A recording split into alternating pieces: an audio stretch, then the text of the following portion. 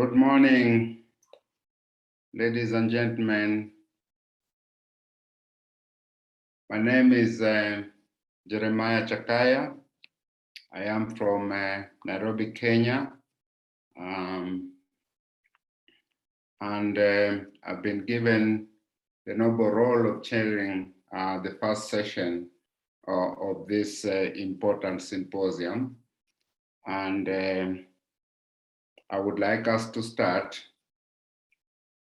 This symposium is graciously supported by Guest Pharma, and it's designed to highlight issues around asthma, the burden and care issues in the African continent.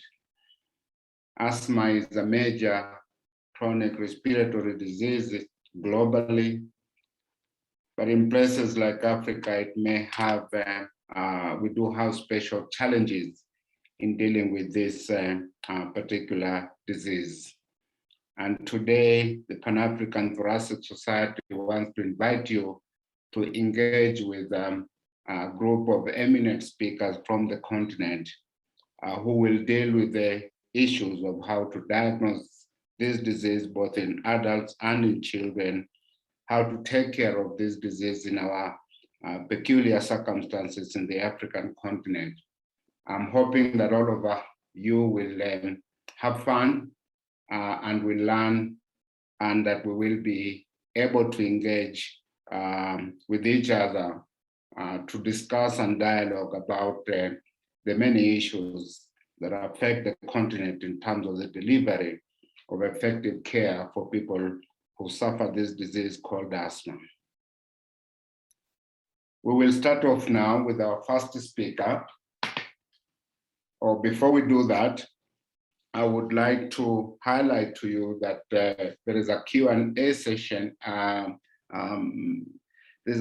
If you look at your screen on the far right-hand side, there's an icon there that says Q&A, and we would encourage all of you to put your questions in there as the speakers are speaking.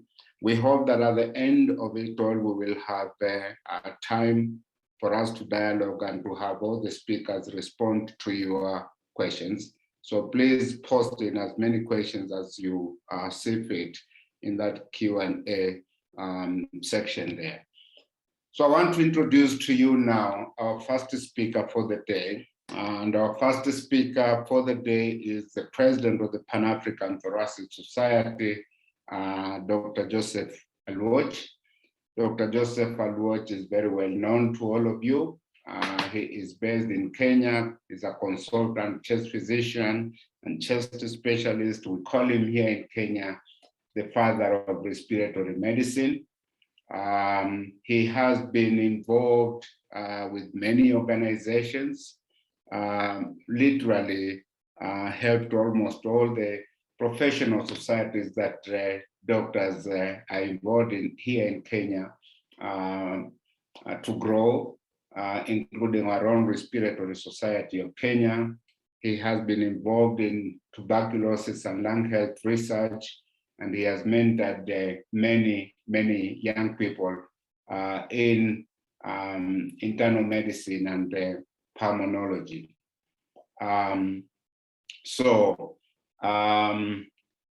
Without further ado, I would want to ask Professor Joseph Alwoch to give us the first talk, which is going to be on the role of respiratory societies. You have the floor, Dr. Alwoch. Thank you, Chairman. Can you hear and see me? Yes. Can you see the slides?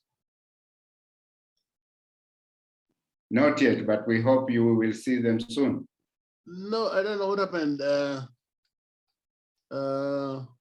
Something has happened. I can see them, but you can't see them. So we have to start all over again. At the practice session, it was so easy to see them, but now. We could then move on to the second presentation scheduled for today. Might be helpful to do that. If Bertrand is ready, maybe we could ask Bertrand to do his presentation first.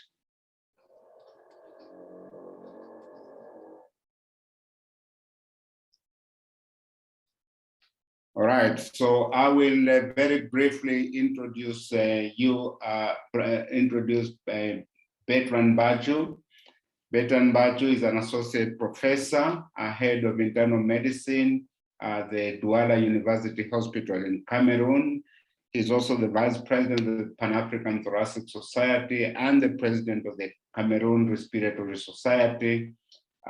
He's a pulmonologist and allergy and occupational medicine specialist with additional expertise in smoking cessation and clinical research. He has published extensively in peer-reviewed journals on allergy, smoking, and environmental medicine, and has been involved in past projects, including the past MECO research training program. Bertrand, you have the floor.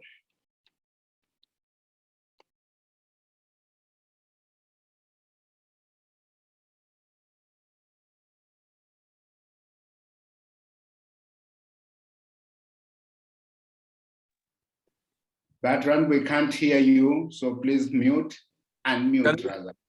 Can you hear me now? I can hear you, thank you. Thank you very much, dear Shakaya.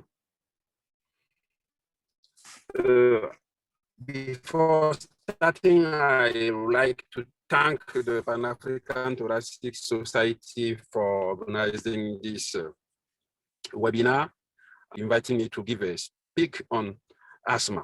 So I was given the term asthma, the neglected disease in Africa, making asthma a long health priority in Africa. This is the outline.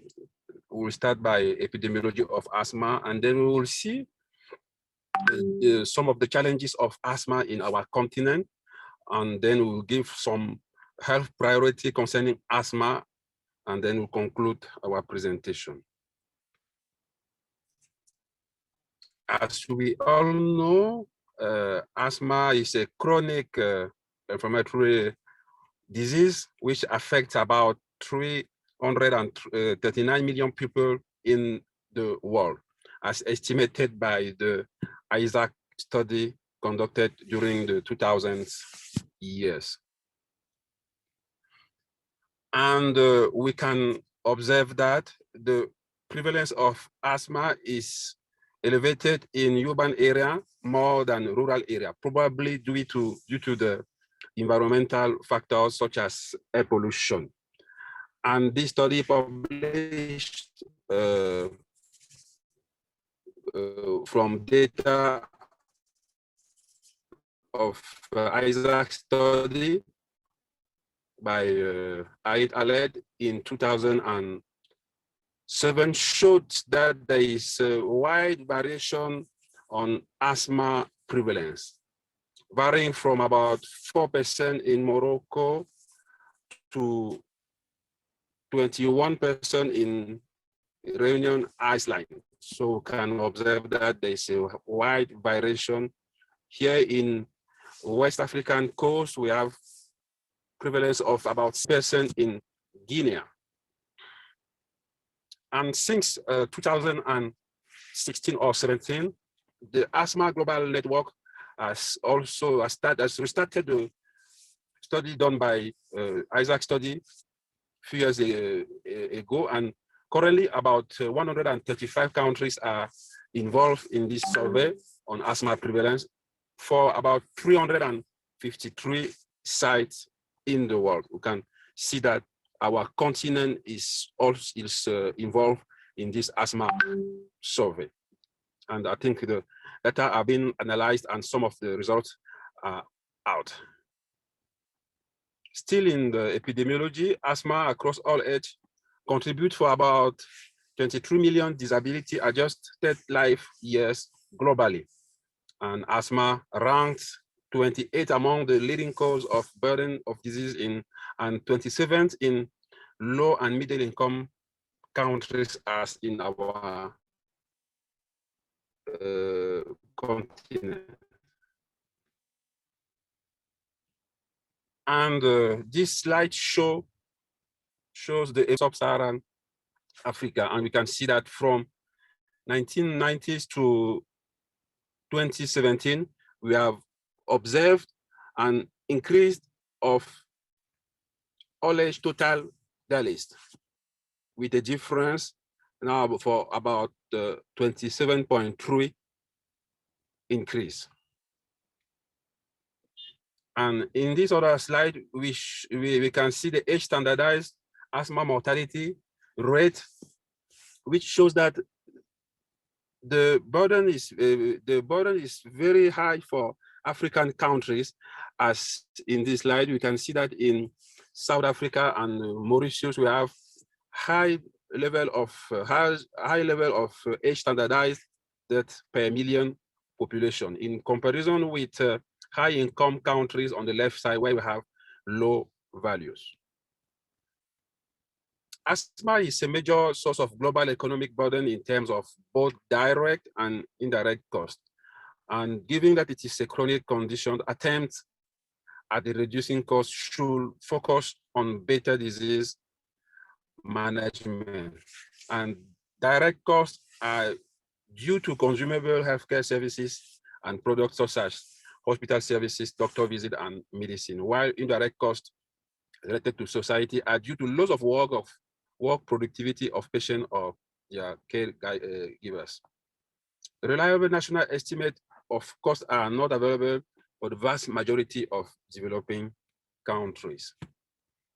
What are the different challenges of asthma in low and middle income countries? We have poor access to spirometry, lack of trained health personnel, poor access to essential asthma medicine, lack of standard case management, and lack of national asthma control programs.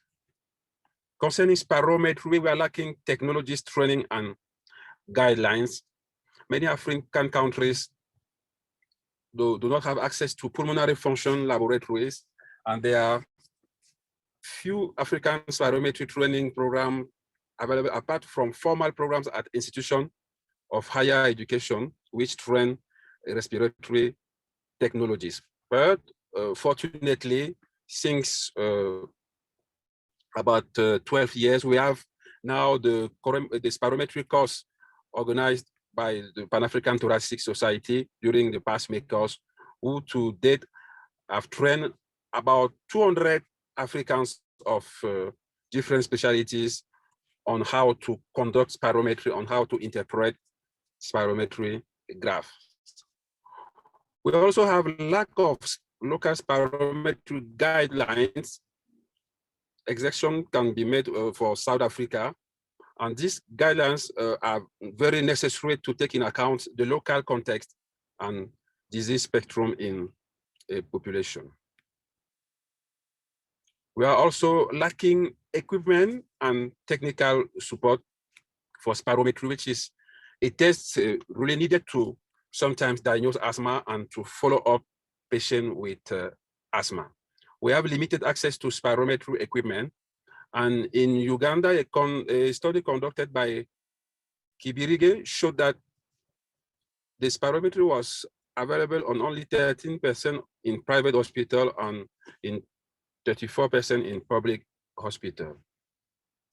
We are also lacking technical support that can result in substandard spirometry practice in our settings. In our continent, we are also lacking human resource. This graph shows the density of select health professionals per 10,000 population. These are from WHO, and we can see that Africa is really at the end of the ranking of this classification. And because of that, so we are lacking lung specialists, we are lacking technicians who can perform spirometries. Another aspect of the challenge is the poor access to essential asthma medicine. And in this slide, we have the cost of asthma drugs in a study published in Nigeria, which shows that the total cost incurred by patient in US dollar, for the asthma drug in Alha, we have about 1,700 US dollars as cost.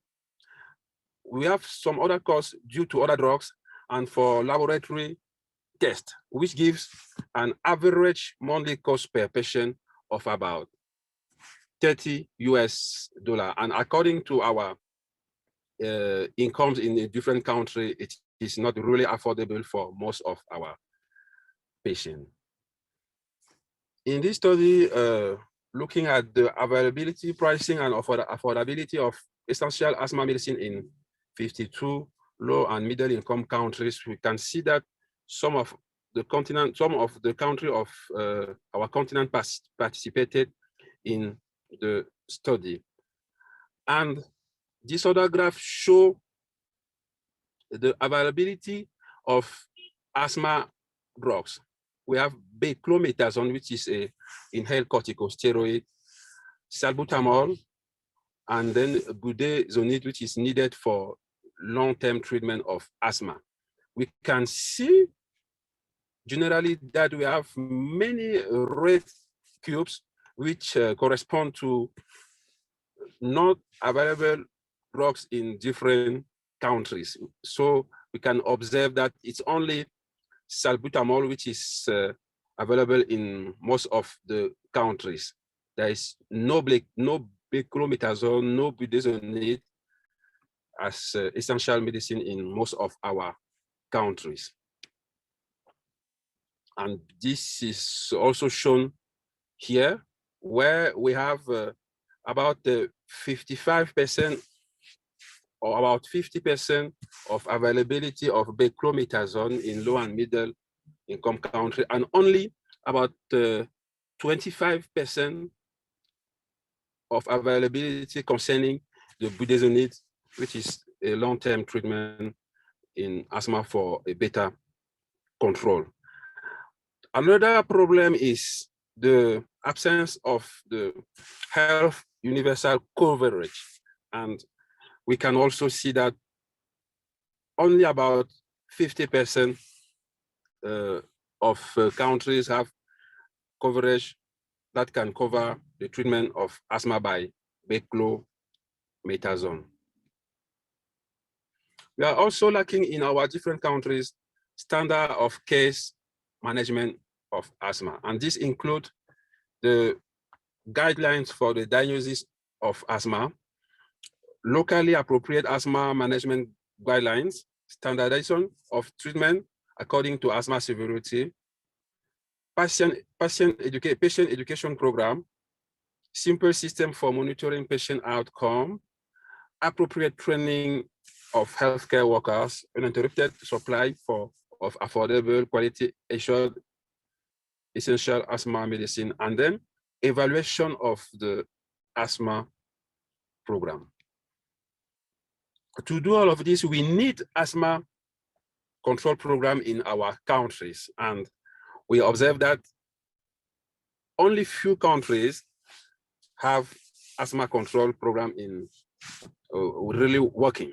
And from data of global asthma report, we noted that among countries who participating to the global asthma survey, we can have only Algeria, Benin, South Africa, Kenya, Nigeria, and South Africa, which have a national asthma control program.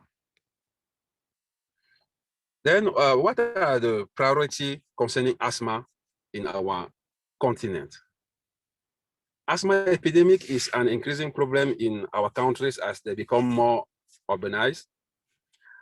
Asthma monitoring needs to be ongoing, and all countries should conduct asthma surveillance, updating trend regularly. And this is essential to understand asthma in all of our countries. We need universal access to affordable, quality assured asthma medicine delivery device and medical care by developing policies to enable access to affordable, good quality medical care and quality assured asthma medicine for asthma patients.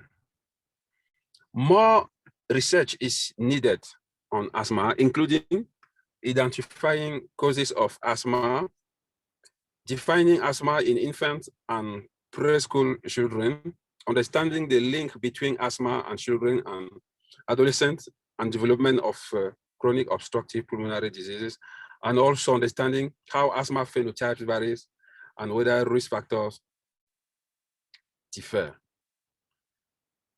Before I conclude, we can see that there is a lot of money allocated to health problems such as tuberculosis, malaria, and HIV. And while non-communicable diseases are not the priority of our different countries, and we think our government in Africa should increase political commitment to reduce the impact and the burden of asthma. And our roles at chest specialists is to work within our local respiratory society for advocacy. And this could be done through the setup of national asthma guidelines, which then will lead to recommendation to our policy makers. Thank you very much. Thank you very much, Bertrand, for a great talk. You have highlighted to us the problems of burden of asthma in Africa, that this burden is not small, could be increasing, and the fact that in most of Africa, we don't seem to have programs that can help with the management of people with asthma. Again, I would want to urge participants in this webinar to please post questions in the question and answer box that is in your panels. I think one of the things that I would personally be interested in is to understand what we need to effectively advocate for asthma care programs within the African setting. Who should take responsibility to move with that agenda, and what do we need in terms of data and information that would make the difference as we advocate to those who might be responsible for developing care programs in the continent. But I think that will come a little later. For now, I suggest that we move to the next talk. And, can somebody stop sharing the screen, then I can try to share mine now, the chairman? Yes, please. Okay. So I will reintroduce Dr. Joseph Alwoch for those of you who were not in, and also for the fact that we did lose a little bit of step because of technical issues. Joseph Alwoch is the father of respiratory medicine in Kenya, has been practicing medicine since 1968, and he specialized in as a physician in the United Kingdom many years ago, has been leading efforts at controlling and supporting care for lung health issues in Kenya as the head of the National TB Program and the director of the Respiratory Diseases Research Center in the Kenya Medical Research Institute. He's been a member of many boards in our country, and he has helped in developing and nurturing many professional societies in Kenya. And he's currently the president of the Pan-African Thoracic Society. Joseph Alwoch will be talking to you about the role of respiratory societies. I think this comes in, really fits very nicely with the talk that has just been given by Bertrand, showing that yes, there are major gaps in care and treatment of asthma in the African continent. So it will be very interesting for us to hear how professional societies may be able to help in plugging those gaps in care. Joseph Aloch, you have the floor. Thank you. Can you see and hear me? Yes, we can see your slides. Oh, thank you very much. Sorry for that slight technical hitch. I had to restart my computer. In fact, it's a very good time. First of all, let me thank you, Chairman, and all the participants, and also thank Gates Pharma for having us organized, sponsor this webinar. It's good that I speak after Bachu, because you read more or less spoken what I was going to say. Looked like you went through my presentation, that's why it stopped working. Now, I'm just going to discuss a few aspects of the role of respiratory societies in advocacy for asthma control in sub-Saharan Africa. Now, we started with Pan-African Thoracic Society, and most of us are aware that it was formed in 2003, just under 20 years ago, to create a representative African society for the region to address the high burden of respiratory illness in the region. It's concerned over the years that the management of and control of asthma is not being achieved optimally in Africa. So it had to engage in promoting lung health in Africa through education, training, research, advocacy, optimal care, prevention of disease, and development of capacity in Africa. It's a registered non-profit organization with membership open to all those people who are working in the respiratory field. That are some of the handsome faces in the executive committee.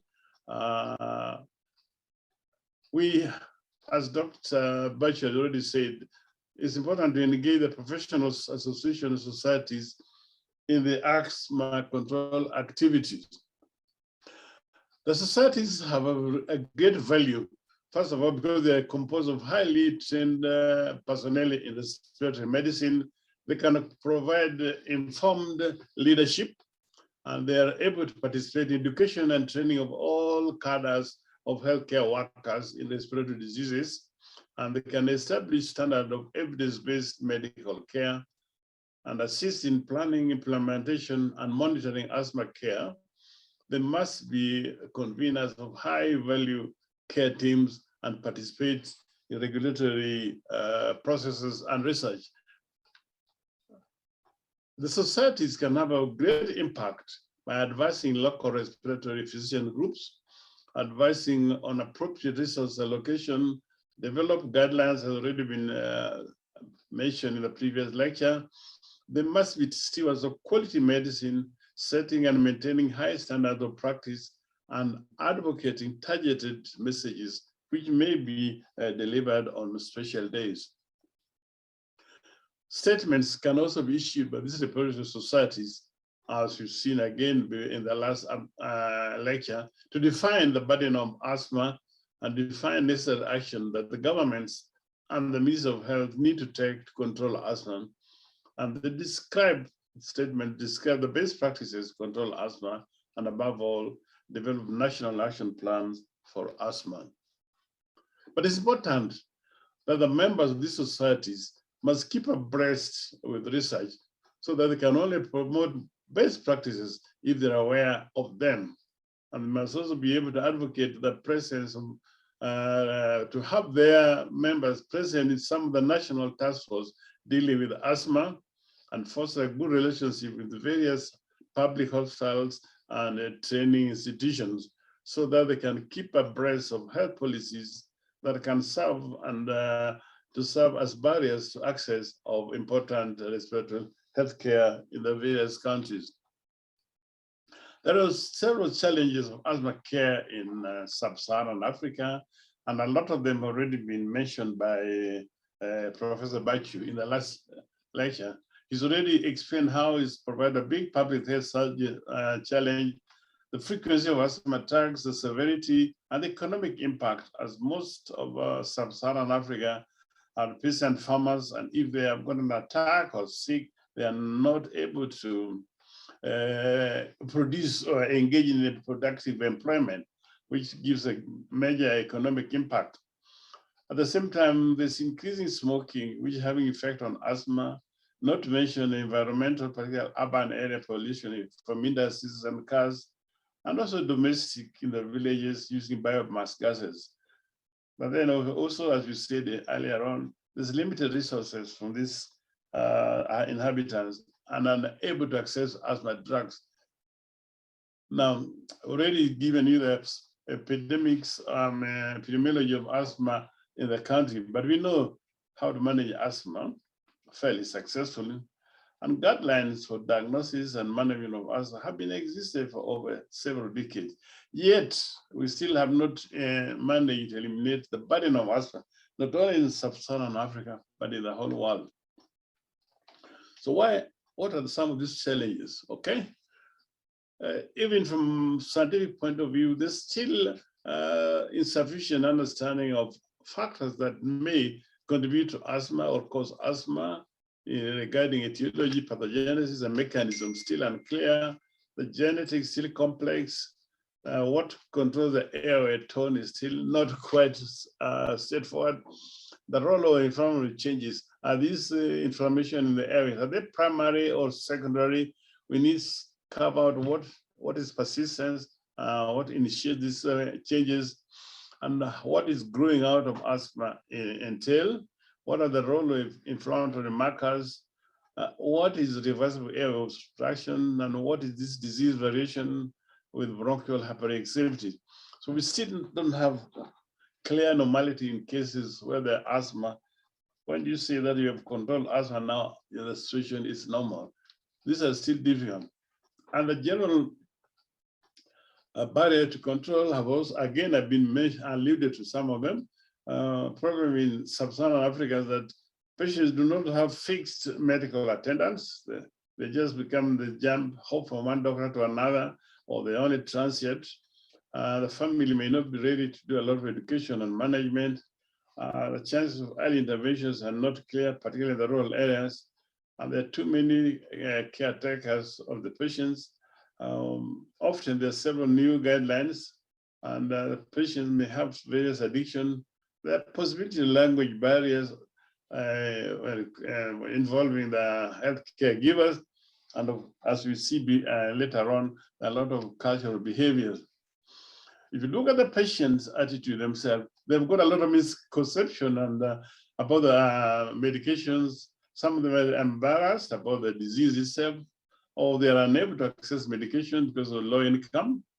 They may prefer to use alternative therapies, traditional medicine.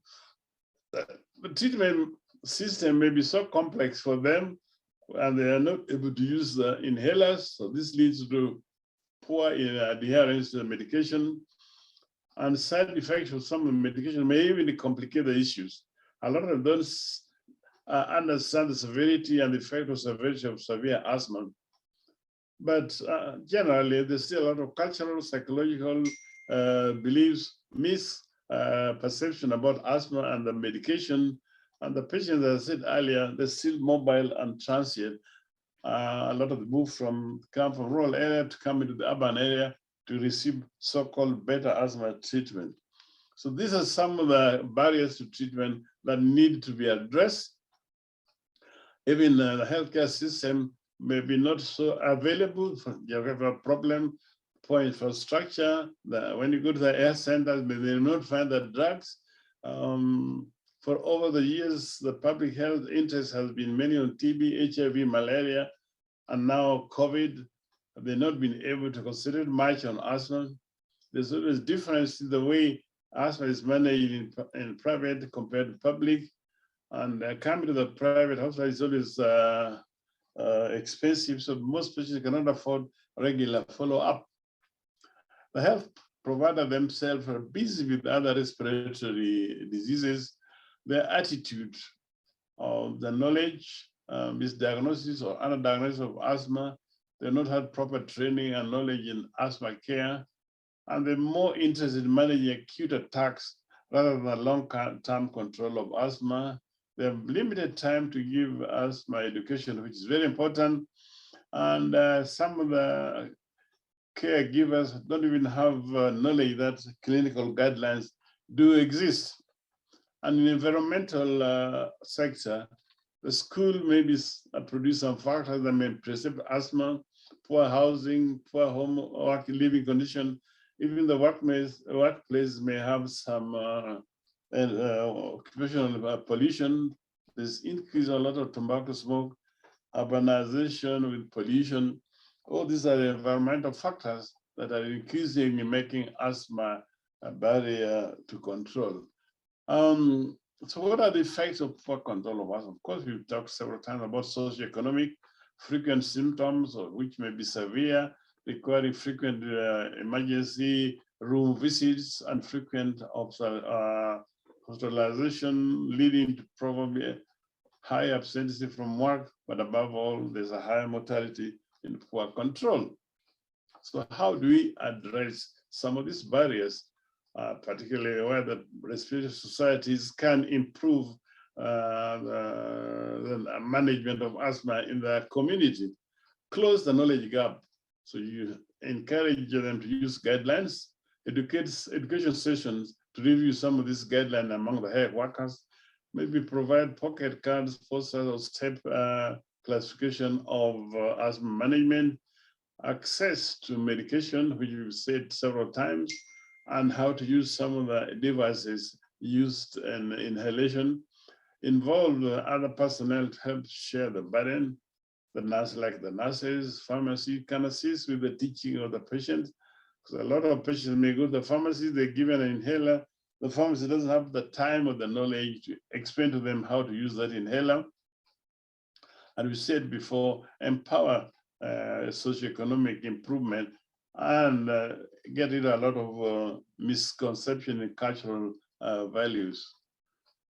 Some of the operational challenges may include lack of infrastructure in setting up asthma care facilities, like asthma clinic, particularly in the slum area, and there are multiple care facilities there without any coordination and lack of community level organization, as you said. So we need a lot of support from the government. And in our system, there's still lack of proper referral system for treatment. Sometimes there's weak, or sometimes there's only self-referral, and sometimes there's unnecessary referral for asthma treatment. So there's no proper system developed to take care of some of this. So the failure of asthma program, as Dr. Baji also said earlier, and lack of transparency regarding costs and adhering to treatment protocol, especially in the private sector. There's a lot of different type of management because they do not adhere to any protocol.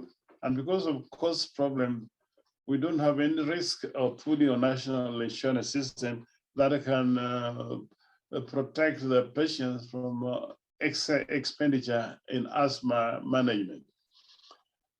We do have poor campaign strategies to counsel people to bring about the changes in health-related behavior and attitude. So some of these can also be improved by the respiratory society. And the lack of integrated health management information systems and the database, so that we know exactly what are the issues involved in asthma control. So how do we address some of these challenges? We must prioritize the people who are most at risk of severe asthma, need to change the behavior and attitude of healthcare givers themselves, e.g. to avoid unnecessary referrals, concentrate on priority diseases rather than asthma also should be addressed. And above all, we have to have healthcare givers take more time to educate the patients and giving them a little time so that they have understand asthma better and how to use the equipment of asthma, inhalers, and avoid some of the occupational hazards which may be precipitating asthma control, rather than just concentrating on prescription of medicine for the asthma control without education and explaining. So respiratory society should ensure adequacy and reliability of health-related data for understanding the asthma burden for planning purposes, need for intersectoral coordination, the pharmacists, the doctors, even the school education, environmentalists, the people who may be involved in other cases that may improve asthma control.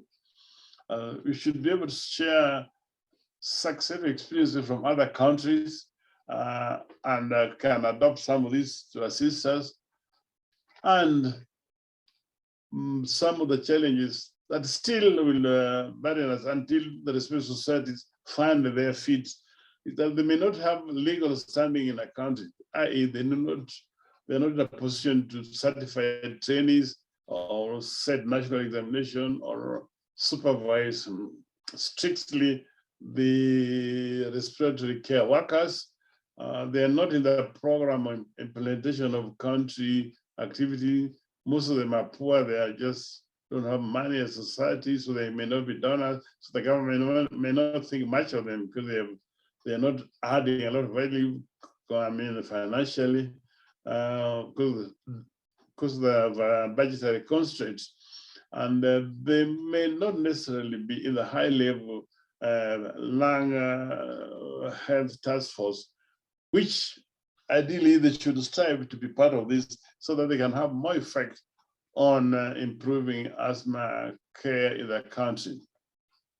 Some solutions that may face them further is that they don't gain visibility. You must be available. You must have the powers. If you see some of the big respiratory society like American Thoracic Society, the European, they've gained visibility in their countries. So whatever they say becomes kind of a Bible word. So the same thing should happen in most of the sub-Saharan countries.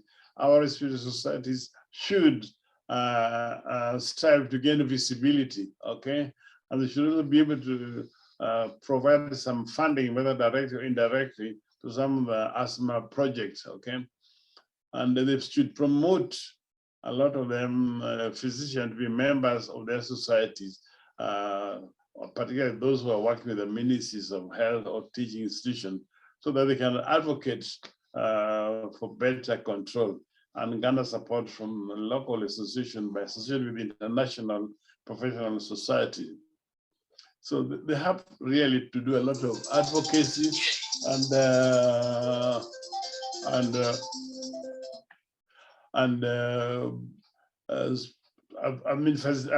collaborate with stakeholders, facilitate support and implementation of various projects so that they can support and convert policy into program and program into action and action into success for the respiratory medicine. So what is the rationale of engaging a lot of local professional societies and asthma care in private sector in particular? This is to promote public-private partnership so that they can standardize management of asthma, both in the private and the public sector, and offer affordable and quality drugs in the private sector as well as the public sector. And we know that there's a lot of private for-profit care in diagnosis of asthma cases in the private sector. So this should also be modified to support the management and control of asthma. So I'd like to appeal to all of you to support Pan-African Society to help Africa breathe better by promoting National Respiratory Society in the control of our asthma. I hope you have enjoyed. Thank you very much. Thank you very much, Dr. Alwaj, for a great talk. Again, highlighting the myriad of problems that affect asthma care in our continent. I again want to urge people and remind people to put questions and comments into the Q&A box that's on your right-hand side of your computer screens. I think it would be nice for us to know that you are there, you're participating, and you are contributing to this webinar. I want to move us on now to the final talk in the first session of this webinar, and we will now hear from Professor Refilo Masekela, who is going to talk to us about asthma control in the African child. Refilo is a pediatric pulmonologist who is the head of the Refilo is a pediatric pulmonologist and head department of pediatrics and child health at the University of KwaZulu-Natal in South Africa. She has a special interest in chronic lung disease, including bronchiectasis and cystic fibrosis in African children. She has a broad research interest in areas including cystic fibrosis, bronchiectasis and non-cystic fibrosis, bronchiectasis, pneumonia in HIV-infected children, childhood asthma, and spirometry in African children. She is and has been passionate about education for doctors and students and lay persons about lung diseases, and especially asthma in children. She's a past chairperson of the South African National Asthma Education Program. She's currently the vice president of the Pan-African Thoracic Society, and she's a co-director of the PATSMECO program. She also serves as an executive member of various boards, including the South African Thoracic Society, the National Asthma Education Program, and the South African Cystic Fibrosis Association, a scientific advisory board. Refilo, you have the floor. Thank you very much, Akai, for that kind introduction. And thank you for the invitation to come and speak to everybody this morning. So I will be touching on asthma, but my focus today in brief has been to talk about the pediatric age group and to talk to you about how we can achieve control of asthma in children, some advances we have recently, challenges as well as opportunities. So firstly, to say that I don't have any conflicts to declare with regards to this group. Okay, so I'll briefly touch on the epidemiology of asthma. I think Bertrand has also covered that really well, but I will zoom in on the adolescent age group, the 13 to 14-year-old age group. I'll talk about the severity as well as the time taken with regards to severity of asthma. We'll go on to some risk factors of poor asthma control, talk a little bit about some barriers and enablers, and give some future direction and conclude. So what do we know about asthma epidemiology? I think the International Study of Asthma and Allergies in Children is actually the largest epidemiological database looking at questionnaire-based and reader-based data to try to uncover epidemiology of asthma across the world. And we know that the ISAC has been in a number of phases. For the pediatric age group that I'll be talking to you today, we'll talk about the phase 1 data, which was in 1995, with a follow-up 7 years later. And then recently, as also Bertrand has indicated, that the Global Asthma Network is actually a follow-up of the ISAC study group. And I will share some pediatric data that we have currently on that. So if we really look at Africa as a continent, the prevalence of current symptoms of asthma in 13 to 14-year-olds, so that the adolescent population is around 14%. And that's actually exactly what the global average of asthma is. It's also in this age group about around 14%. So I think the myth that asthma is not present in Africa is not true. And as Bertrand has elegantly shown you, there's a variation in terms of prevalence rate in various countries in the continent, but asthma is a disease that is common and needs to be addressed in the population. So I'm just going to, as an illustrative case, because the Cape Town data, it has actually gone through all the phases of the ISAC as well as the GAN data set, just to show you time trends of wheezing in the 13 to 14-year-old age group, starting and seeing what the progression has been over time. If we look at the Cape Town data with the phase 1 data, the prevalence of asthma was about, asthma symptoms was about 16% in the 13 to 14-year-old age group. At the subsequent ISAC 3 in 2002, it was 20.3%. This is the Cape Town urban population in both private and public schools.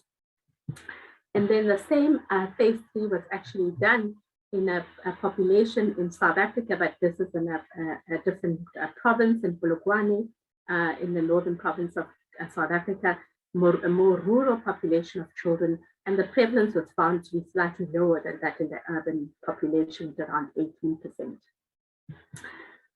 Fast forward to 2017, this is phase 1 data from the same Cape Town cohort, and you can see that compared to 2002, the prevalence rate of asthma has not really increased dramatically if you look at the prevalence rates, but we've also done the same in a more rural population in Durban. This is data that's still unpublished, and it actually mirrors the Polokwane data. So it doesn't seem that there is an increase in terms of the prevalence in the South African population. It seems to be leveling off.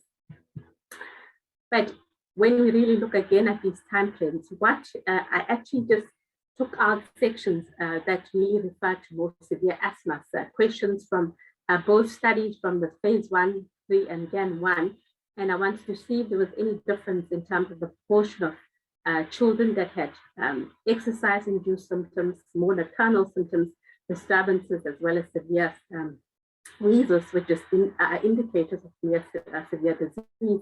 You can see that for the exercise-induced wheeze, that prevalence increased from just over 20% to about 26% from 1995 to 2017. So more than a third of children have exercise-induced symptoms. The nocturnal cough prevalence also increased from 24% to now 42%. Sleep disturbance, there was, I couldn't find the prevalence in the last GAN 1, but it had also increased between phase 1 and phase 2 of the ISAC study, phase 3 of the ISAC study. But if you look at the prevalence of severe wheeze, that seems to have sort of remained relatively stable. But what was really very disappointing from having looked at the data was if you look at the proportion of children that were diagnosed with asthma that had these symptoms of asthma in the phase 1, 3, ISAC, and GAN 1, it's very disappointing to see that the proportion of children that are diagnosed with asthma is actually not increasing. It's about 16%. So we're still struggling with children accessing a diagnosis of asthma, despite knowing that in South Africa, we even have an asthma education program. We don't have a lot of programs that are available for people to get diagnosed, and training programs for healthcare workers. So this is really disappointing. So if we look at in terms of severe asthma in the adolescent age group, this is actually data from Ada Ayuk from Nigeria. She actually looked at in the study, I'll also show you data on that a little in a few subsequent slides. But what she did is she looked at the ISAC phase 3 data from African centers, because she was actually the primary that may impact asthma severity in adolescents. And they collected data from about 10 centers in about 8 African countries. And what they did is they wanted to collect questionnaire. But look at this, this just will show you the rate of current asthma. showing that it was lowest in Morocco, and the prevalence was highest in Cape Town, which is at 20.4. Look at the severe current asthma. Unfortunately, for our colleagues in Ethiopia, they actually had the highest prevalence of children, highest proportion of children who, when they have current asthma, the asthma is severe. This was actually followed up by Cote d'Ivoire, and the lowest current asthma with severe symptoms was just under 40%, and this is in Nigeria.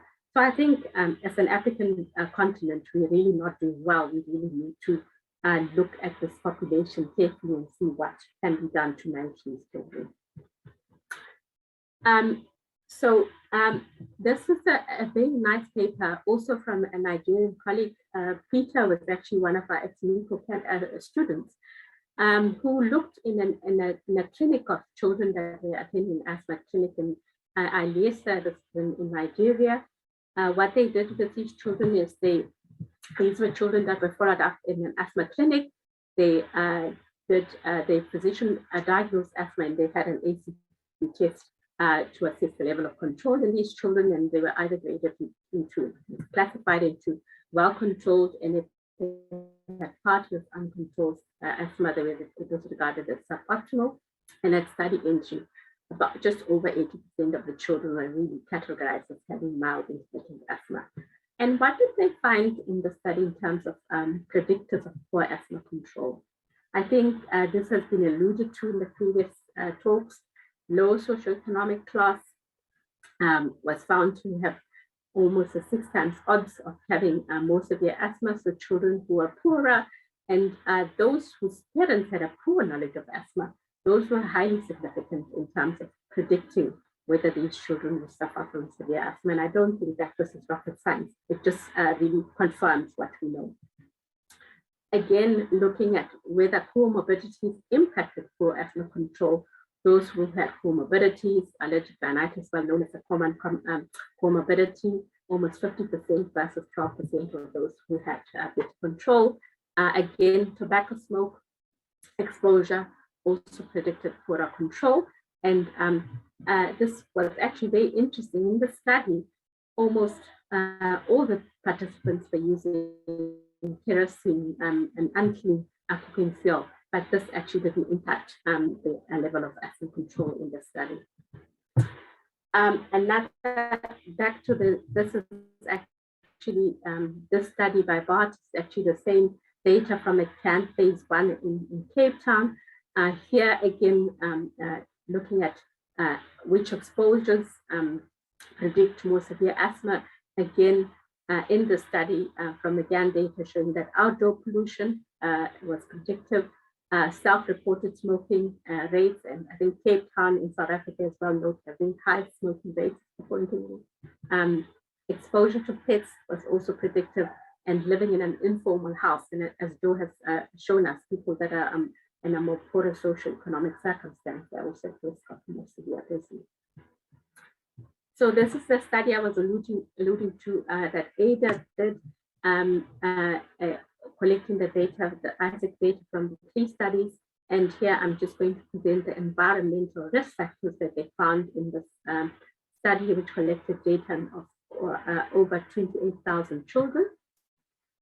And what came out in the study in terms of environmental risk factors, was those children whose mom smoked, something that is coming up again and again, those who have pets, and most specifically cats in their homes. And quite interestingly, those children that frequently exercise, so more than 3 weekly exercise, actually had more severe symptoms. They, in their paper, really proposed that perhaps this is related to exposure to air, called a challenge causing bronchoconstriction. But I would also volunteer that perhaps it may also be related that children who have more exercise, especially if we look at children in more rural environments, are those who are poorer, who have to do more household chores. And we know from studies that we've done in population-based studies that children who are usually from a poor environment have to do more whole household chores and activities. And perhaps that may also be a sort of a core factor in terms of socioeconomic status. Again, another thing that also came out as a risk factor was those who are using paracetamol more than once a month. So what about allergies? I think we've had this debate numerous times. There's been a number of studies that are for and against asthma in the African population. I'm only going to show one study. I know that there are many, but most of them actually show the same thing. But this was a study that was done now a number of years ago, almost 2 decades ago, by Emmanuel Adeyobo in Ghana, where he looked at children who were asthmatics, that were known asthmatics, 50 children and versus 58 healthy controls, young children and adolescents. They collected skin prick tests, total IgEs and specific IgE measurements on these children, and also collected bed dust from these children's homes, and also assessed them for various allergens, including ticks, cockroaches, and house dust mite. So what did they find?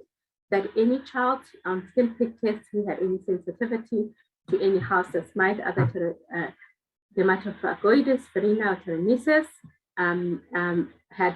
was at high risk of getting more severe asthma, or of getting asthma. Again, other allergens sensitive on specific IgE, including Bromia tropicalis, which is another house dust mite, common in more tropical regions, also prevalent in our cohort in Durban. And again, they also found that, which is unsurprising, having a family member who's asthmatic, as well as living in an inner city environment with were risk factors. Again, what they also found, which is interesting, is the child who had more than one allergen was also at higher risk than those who had only single allergens. So I think, again, really making a case that we should also, when managing these patients, have some access to testing, because that may also predict how well or closely monitored these patients will be. What about factors that impact asthma control? Other factors, this was a paper from data that Umujo Monene collected while she was a master's student in the clinic in Pretoria. We followed up children. We included children between the age of 6 and 18 years in the asthma clinic that had been followed up for at least 5 years in the clinic, just to see what happened to these children over time with regards to their asthma treatment and asthma control, and whether changing their medication would impact the control of their asthma. This is just the screening and follow-up with these participants. We followed up just over 180 children for over 2 years, and the 3-year follow-up data was really very poor. So we only analyzed the first 2 years of follow-up. So we were also quite interested to see what happened to the lung function test over time, and to see what predicted the decline in lung function. Unsurprisingly, those children that had a lot more exacerbations, the more exacerbations you had, the lower your lung function. And again, those who were classified as being partly or uncontrolled had low lung function. But what was also very interesting is when we looked at which drugs we picked when the child was not well controlled, whether we scaled up from to medium dose inhaled steroid combination therapies, or I added leukotriene receptor antagonist, it didn't really impact how the lung function test improved. And quite interestingly, when we looked at study entry, less than half the children, after having 6 months of asthma treatment in a clinic that really emphasizes technique, education, only less than half of them are actually controlled at 6 months time point. But those who were on asthma treatment over the first 2 years, there was actually improvement with the FEV1 over time. But remembering that these are children who usually would have a preserved lung function, so this may not be such sensitive markers to look at overall trajectory of lung function over time into the adult age group. But preservation is of course not a bad thing. And then when we also wanted to see whether use of spirometry would, did it guide treatment change over time? And in almost a quarter of the cases, it was used to make a medication choice. And so really also emphasizing that maybe spirometry should be accessed in most of our clinics, if not at least a peak flow meter. So just to broaden the question, Pashela, who's a PhD student, candidate student of mine, has done a systematic review, reviewing, we just submitted this data, so it's unpublished. She's done a systematic review to look at the prevalence of asthma control and what factors impact asthma control in African children. We reviewed a number of studies, and only 3 studies actually met our inclusion criteria, because we included those studies with X4 or an ACT to measure asthma control over time, and also looked at risk factors for asthma control. We included 3 studies, one in Nigeria and in South Africa, which are both in hospital studies, so asthma clinic follow-up patients, and one based in Uganda by Harriet Ntawire, who was following up children, collecting data in children in schools. So this was a non-hospital-based study. And these studies, this meta-analysis included 883 children and aged between 4 and 19 years. So what did we find as predictors of poor asthma control? So as patients got older, the asthma control worsened, which was disappointing.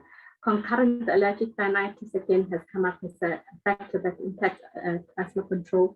And quite interestingly, in the Uganda paper, where this data was collected, really children that were born in the city, as opposed to those that immigrated from a rural environment to an urban environment, they actually had more risk of having poor asthma control.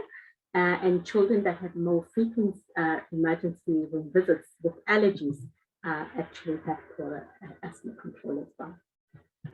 And then when we looked at poor prevalence of poor control, we found that uncontrolled asthma was in 40% of these children, but the level of control varied.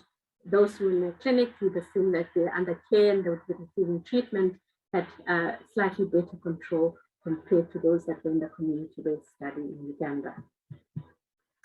Now, there's other studies that are ongoing. The Acacia study is a multi-center study led by Jonathan Brigg from Mary University in London that's enrolling children. This is for the Achieving Control of Asthma in Children in Africa. From Ghana, Malawi, Nigeria, South Africa, Uganda, and Zimbabwe.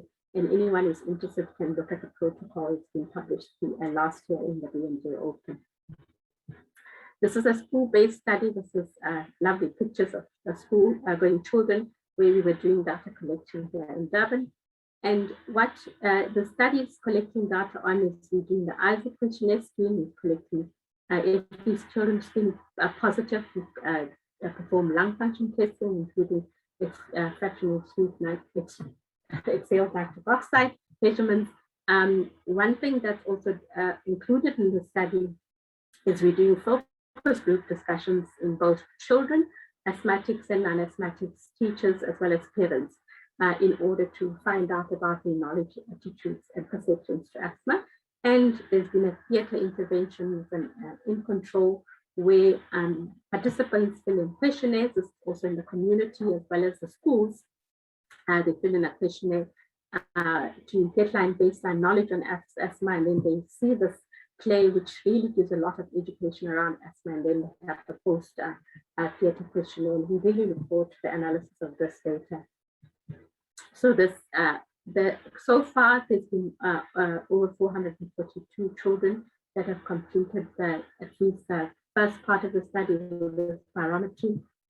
What we found was in this cohort of children, 2/3 of them had severe symptoms as defined by Isaac. And quite disappointingly, again, 72% of these children had no doctor diagnosis of asthma. So they were symptomatic, they had severe symptoms, but a label had not been put to these children. Of course, this is a questionnaire-based study, but of course, when we did perform lung function tests, and of these, 1/3 of children had objective markers of asthma, as defined, and 62% of them actually had very severe symptoms.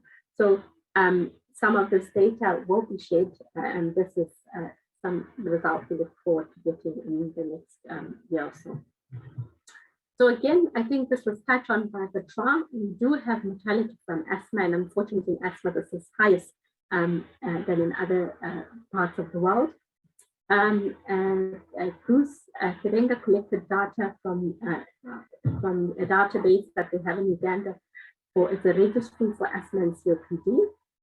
So they collected data from children over the age of 5 as well as adults. They had just under 450 individuals that they collected data on. These are patients that are on a database, have 6 monthly follow-up with a case report form. They perform an X-score and they have spirometry of each visit. And this study included about 55 children out of the 450 almost individuals. And they looked at the number of exacerbations and mortality.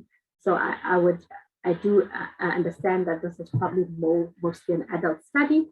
But what they found is quite interesting that only a third of patients were on inhaled steroids or inhaled steroid LABA combination, and about 14% were actually on a leukotriene. And I wonder, I couldn't uncover this from looking at the paper, whether some of which ones were these adults or children that were on the leukotriene receptor antagonist.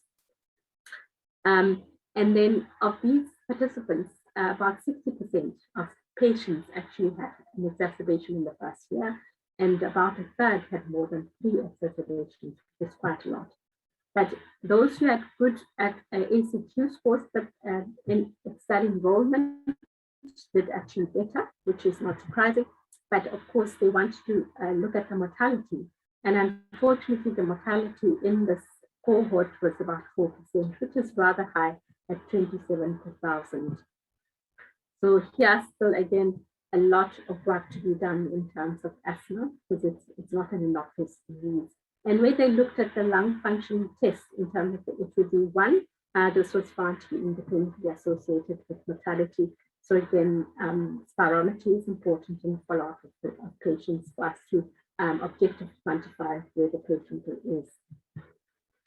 So what about adherence and education? I think this also come up in the 2 previous talks.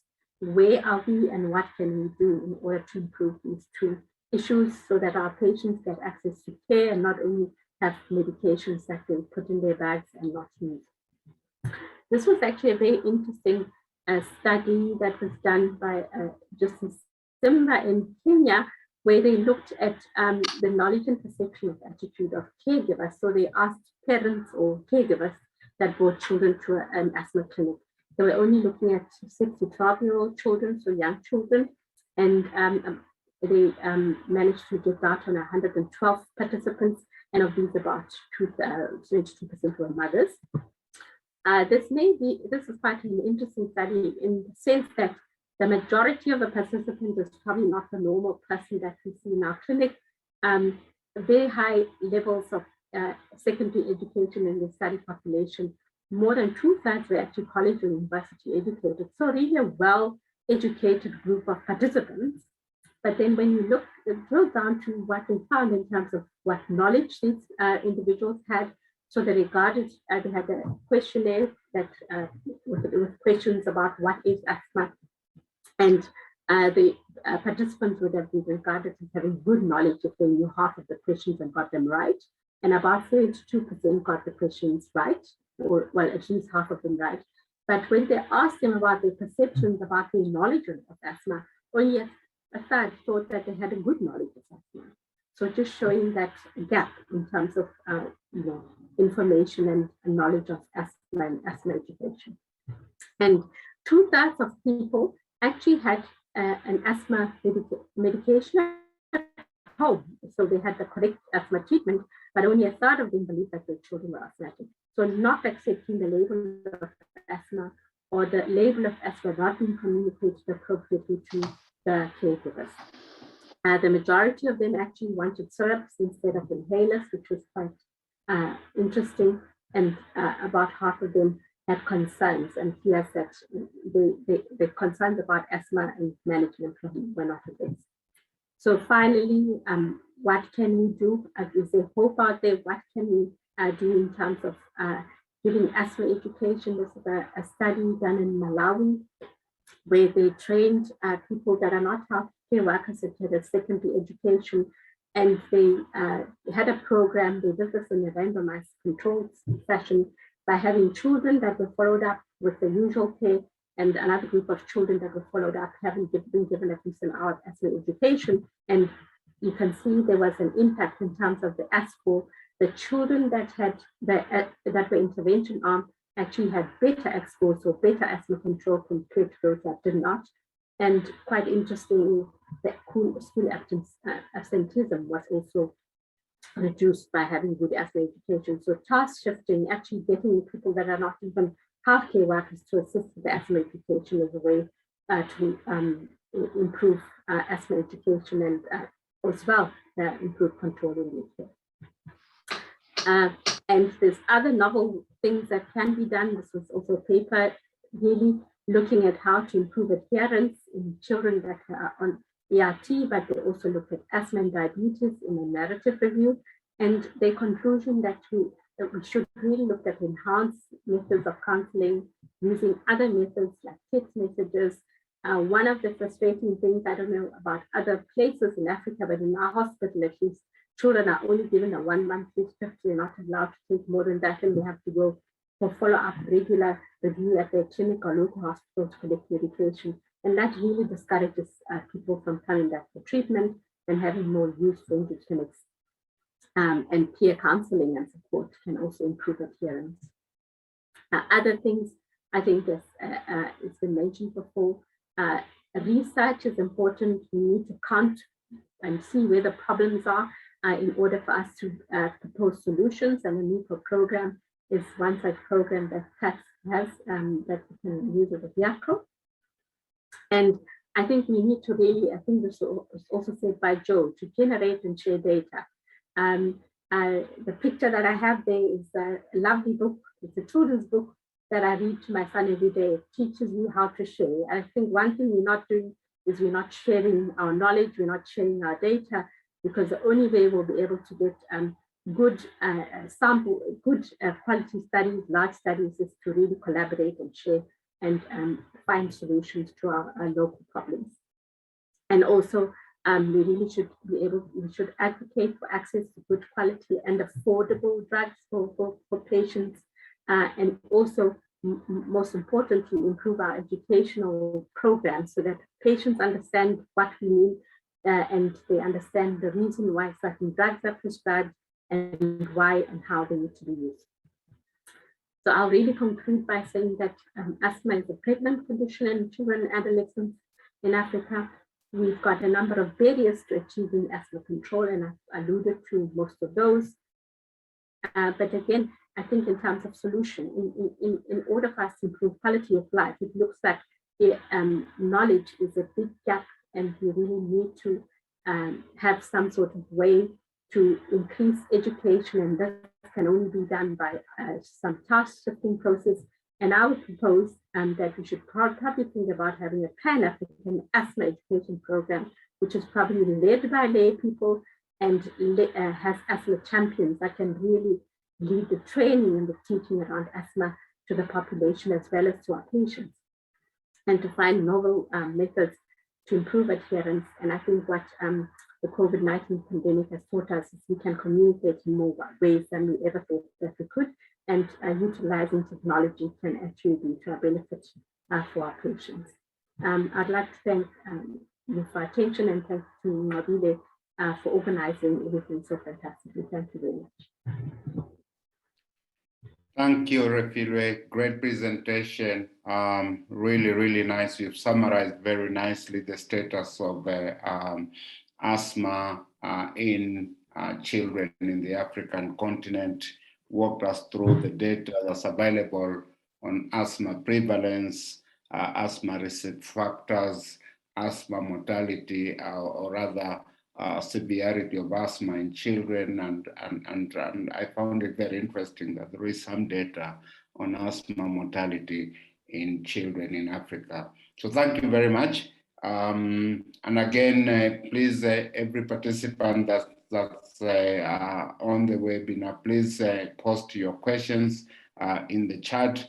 We will have a significant amount of time to respond to all your questions. So please keep posting questions on the Q&A session. I want us now to move to the final presentation in this session. which is a sponsor session. And Catherine Morimbo from GATS will give us a short brief on perspectives from the company that's sponsoring our meeting today. Catherine, you have the floor. Thank you very much, Dr. Chakaya. Thank you very much, all the speakers, the participants, for giving us this opportunity. So I am going to very quickly share my slides. Please confirm if you can see them, Dr. Chakaya. Yes, we can.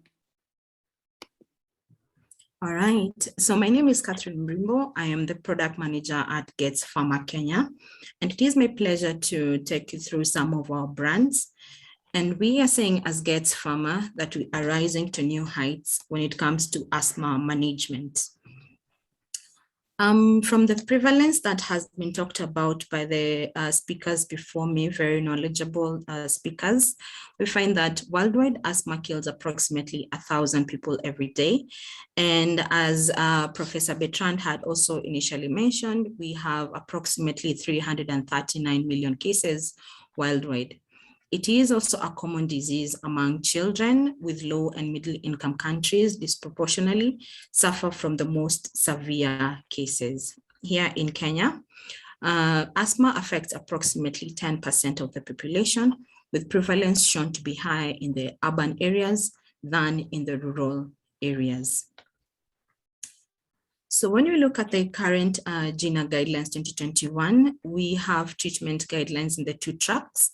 So when it comes to the first track, where low dose ICS formoterol as the reliever is the preferred approach, we do present to you Fortide. This is our combination of budesonide plus formoterol, and this is our smart inhaler. The budesonide coming in 200 micrograms and the formoterol as 6 mcg. The budesonide is the steroid that will reduce the inflammation in your patient's airway, while the formoterol will act as the bronchodilator. So when it comes to Fortide, the indications for use, it can be used for your patients who suffer with from asthma, those with chronic bronchitis, as well as emphysema. So why should you prescribe Fortide to your patients? This is our smart inhaler, which has been shown and is recommended by the guidelines to be an effective way to manage your patients' asthma. The dosage for adults and adolescents, adults and adolescents 12 years and above, the dosage is 2 inhalations twice daily, and the recommended dosages for these patients are based upon the patient's asthma severity. Again, just to reiterate, this is our smart inhaler with a very rapid onset of action, the bronchodilation happening between 1 to 3 minutes. So when it comes to the second track with the GINA guidelines 2021, where the SABA is used as the reliever as an alternative approach, we are proud to present to you our Saltrol. This is our combination of salmeterol plus fluticasone propionate. And it does come into product presentation. So the Saltrol 125 micrograms. So each single actuation provides the 25 micrograms of the salmeterol and 125 micrograms of the fluticasone propionate. Then the second presentation is the Saltrol inhaler 25/250 micrograms for these patients whom you do want to step up. So each single actuation provides 25 micrograms of the salmeterol and 250 micrograms of the fluticasone propionate. So why should you prescribe Saltrol to your patients? One, this is a guideline defined control of asthma. So according to Bateman et al. Of 2004, control was achieved more rapidly and at a lower corticosteroid dose with salmeterol plus fluticasone versus the fluticasone alone. Two, provide significant reduction in exacerbation for your patients. So the combination regimen reduced exacerbations significantly as compared with placebo, including those exacerbations that require hospitalizations. 3. It is a comprehensive, gives a comprehensive anti-inflammatory effect, where the combination of salmeterol and fluticasone propionate has a broad spectrum of anti-inflammatory in patients with COPD, which may contribute to clinical efficacy. And finally, both the saltrol and fortide comes as an MDI that provides better patient satisfaction than the DPIs. So when it comes to the dosage of saltrol, the 25 plus 250 micrograms for adults and adolescents 12 years and older, 2 inhalations twice daily. While for those children 4 years and older, when it comes to step 3, where you want to give both a combination of ICS plus LABA, we have the saltrol 25 plus 125 at 1 inhalation twice daily. So saltrol is a quality combination for long-term control of asthma and COPD that is also supported by the guidelines. So ladies and gentlemen, kindly allow me to quickly play for you this video as I continue with my presentation. Gets Pharma, the second largest pharmaceutical company of Pakistan. We are the only company in Pakistan to manufacture MDIs in a new state-of-the-art metered dose inhaler manufacturing facility containing the latest European machinery. The machines are designed by Philpack and DHI, world leaders in inhaler machine manufacturing. The entire manufacturing process is in a closed loop with an excellent control system of each parameter to safeguard quality of the product. Canisters pass through a single-stage dual filling to ensure uniform delivery of the drug in each puff for your patients. Our state-of-the-art testing equipment critically monitors all quality parameters, such as deposition of emitted dose, particle size distribution, and content uniformity. 100% online weight check ensures the right amount of drug in every filled canister. Introducing Saltrol, a quality combination for long-term control of asthma and COPD, supported by guidelines. Available in 25 micrograms plus 125 micrograms and 25 micrograms plus 250 micrograms. Packing 120 metered doses. Gets Pharma, because disease knows no boundaries. Our commitment is worldwide.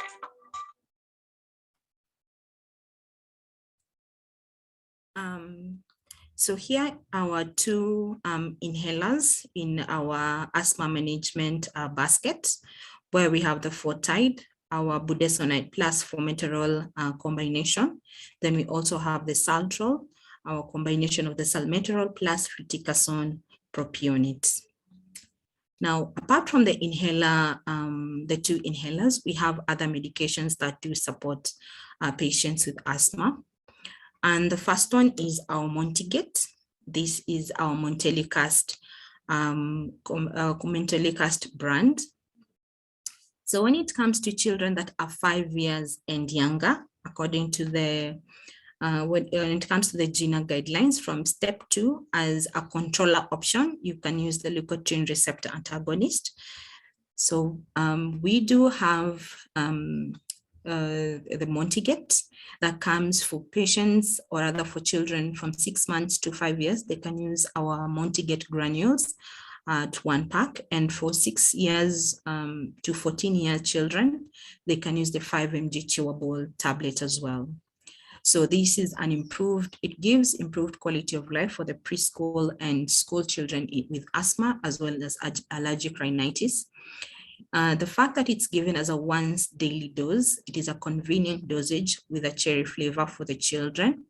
And in pre-pubertal asthmatic children, Montelicast, this is our Montigate, did not affect any linear growth for these children. So Montigate comes in 3 presentations. We have the Montigate 10 mg for the adults, comes as tablets. We have the 5 mg for the children, and we also have the 4 mg pediatric granules as well. Then to continue on with that line, we have our levofloxacin brand. This is our Leflox.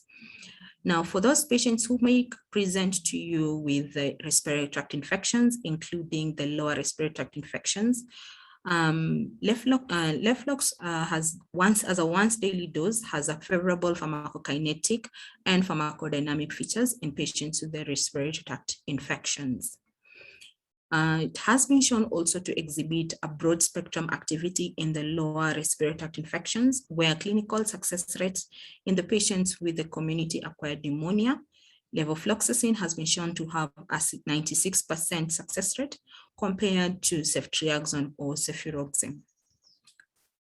It is available in 750 oral formulation as well as 500 mg oral formulation, as well as 750 and 500 mg parenteral formulation as well. Finally, we have our Fexet as well as Fexet D. This is our fexofenadine. This is our non-sedating antihistamine, which is available in 180 mg and 200 and 120 mg, indicated for patients who come to presenting to you with allergic rhinitis. So as Gates Pharma, we are saying, let's create a world where all people, including those with COPD and asthma, can be able to breathe freely. So thank you very much. It's been a pleasure to present to you our brands in our basket of lung health, or when it comes to asthma management. So over to you, Dr. Chakaya. Thank you, Catherine. Thank you again for highlighting all the products that you have that are relevant for respiratory practitioners across the African continent. I hope you are active in many African countries and you're not just in Kenya. So we are going into the Q&A session now, and I will take the prerogative of being the chair to ask the first question, directed primarily to, I'm not sure whether Bertrand is still on, maybe he's no longer there, but I would then direct this to Joel Watch. I'm just wondering what the key priorities would be. I mean, we've had a long list of problems that have been highlighted as impeding or rather constraining the provision of care, quality care for that matter, and therefore asthma outcomes in our continent. But I'm just wondering, and you've all said advocacy, and advocacy is important, and training, and you've got had a really long list of issues that we could do. But I'm wondering what the top 3 priorities might be, and who the top 3, what would be called, candidates would be for us to engage in to move the needle for asthma care in the African continent. If we were to choose from that long list of issues, long list of things that we could do, what would be the top 3? Because we can't start everywhere. We must start somewhere. Where do we start? And who do we target? Thank you, Dr. Chakaya. On a light note, my top 3 would be education, number 2 would be education, number 3 would be education. I say this because most of the time they made things, the drugs may be available, the facility may be available, but the patients don't know about them. They don't even know what's asthma, or they don't even appreciate the problem that asthma may create. And the doctors themselves may have an issue of not giving asthma serious issues. As I said earlier, they don't even know that guidelines exist. They may not even know that what drugs are available to manage asthma, which is a better approach to asthma. So I think the most important thing is not just to make the drugs available, but to educate both the doctors and the patients about those drugs and how they use and all the measures and the tests they may need asthma. So my view is that we need to educate the patient. We talk so much about making drugs cheap and affordable, But I think you need all the three together. They must be acceptable, they must be affordable, and they must be available. So those are the three things you need to do. And make asthma treatment acceptable to the population, and that you only do by education, affordable, and above all, acceptable. So here's another question. This comes from Professor Kevin Mortman. He's asking you, Joe Alwatch, should PATS, the Pan-African Thoracic Society, develop its own guidelines for people with chronic respiratory diseases in Africa? We can give a kind of a prototype guideline, but each country, because each country has got some unique issues and problems, and even diseases, even in sub-Saharan Africa, I'm sure what happens in Nigeria may be different from what happens here. We can give the general outline, but give you the same content, but the content must be according to each country. So each country or each nation must develop their own guidelines. And I'm sure they're already doing, most countries already have got their national guidelines. Now, maybe on asthma and TB, but very few have got anything on respiratory diseases in general. So maybe that one, the Pan-African Society can initiate to have a general general guidelines for respiratory diseases, chronic respiratory diseases in Africa, which can be modified for each continent. Yes, I agree with Kevin. Yes, we should. Thank you very much. I am told we could, in fact, all put on our videos because we are in gallery mode. I don't know exactly what that means. So if the participants want to show their faces, you're allowed to do that. This was an important question to Bertrand, but Bertrand is not there. So I'm going to try and respond to it, and I would request Refilo and Joe Alosh to chip in.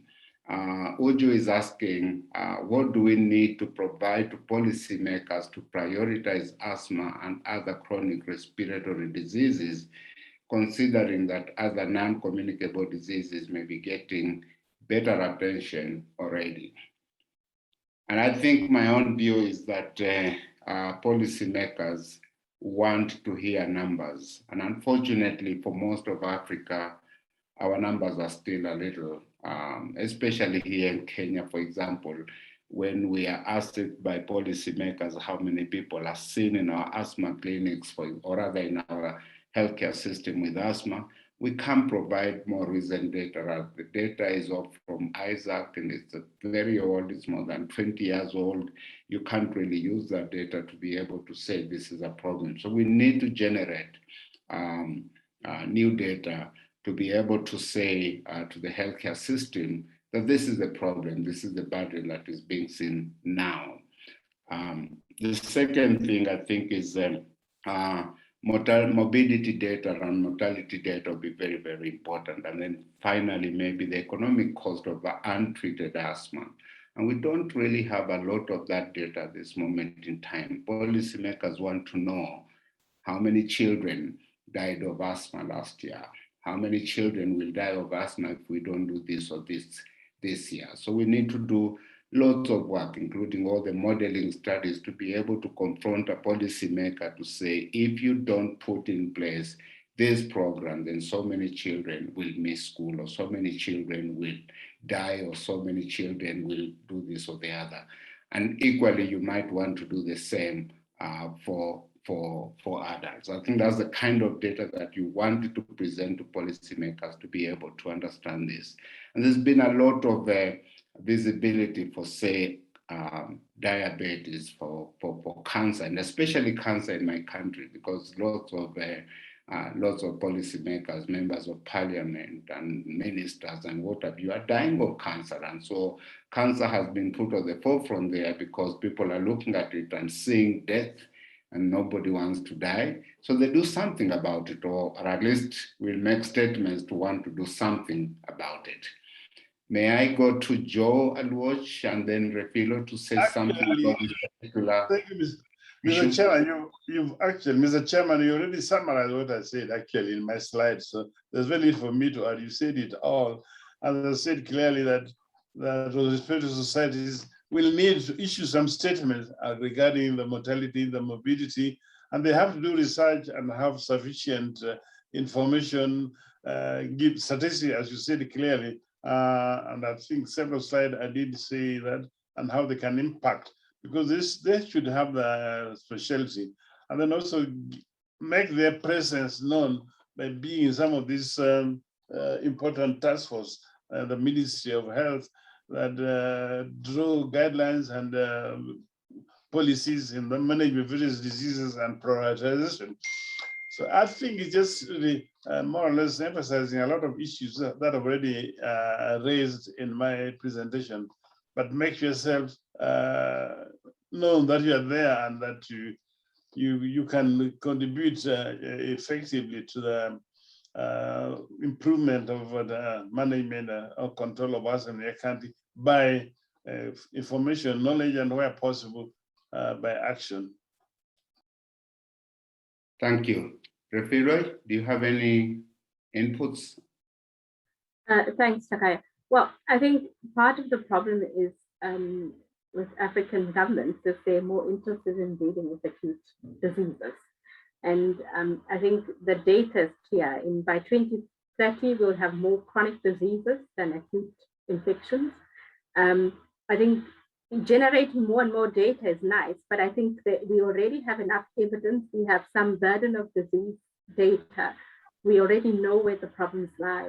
I think it's now time for us to act and really advocate to our governments. We have ideas. I mean, some countries, of course, may not have local prevalence data, but I think the important thing is that in order for us to, if we fight the mortality battle, we will not win, because of course the asthma deaths, but they will never compete with TB, with HIV, with malaria, with all the other acute diseases that our health systems focus on.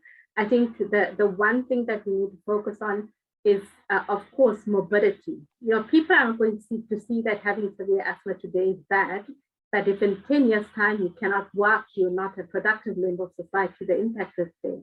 So I agree we need to do the health and economic stuff, but it's important that we emphasize that this is impacting people's quality of life.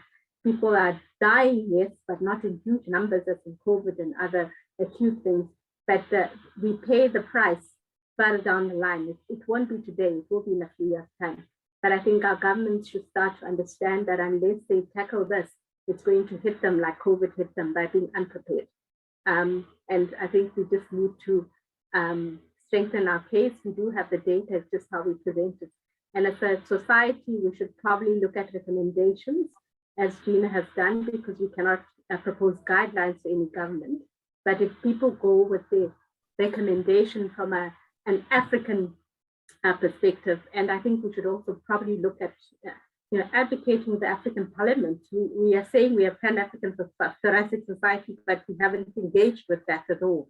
So we really need to start thinking of more creative ways of engaging with policymakers and providing guidance, because we also have the strength of being a member of FIRST, which has also a world body. So we should maybe look at more creative ways to impact in policy. In fact, Mr. Chairman, you can actually quantify of the effect of asthma, say in school, children not missing school, and the workers missing work, and the farmers not to go into their villages, to go to their farms. That effect can be quantified, and that should impress any thinking policymakers that it is something to address. Thank you very much to both of you. I want to read out now a comment and a question from Dr. Rose Rao. I hope you're still on, Rosie. And I think she's bringing out an important issue that the Pan-African Thoracic Society needs to pay attention to. She's suggesting that the Pan-African Thoracic Society should seek to get integrated research linking environmental scientists, because atmospheric air quality is important. And I didn't hear many of you as speakers speaking about air quality here. Public health or respiratory physicians using data that is currently already available to reveal actionable points that can be presented to policymakers. Because often a change of disease prevalence in populations or population groups can be demonstrated by analysis of already existing data. I wonder whether, Refilo, you want to speak to that suggested action by Dr. Rosra.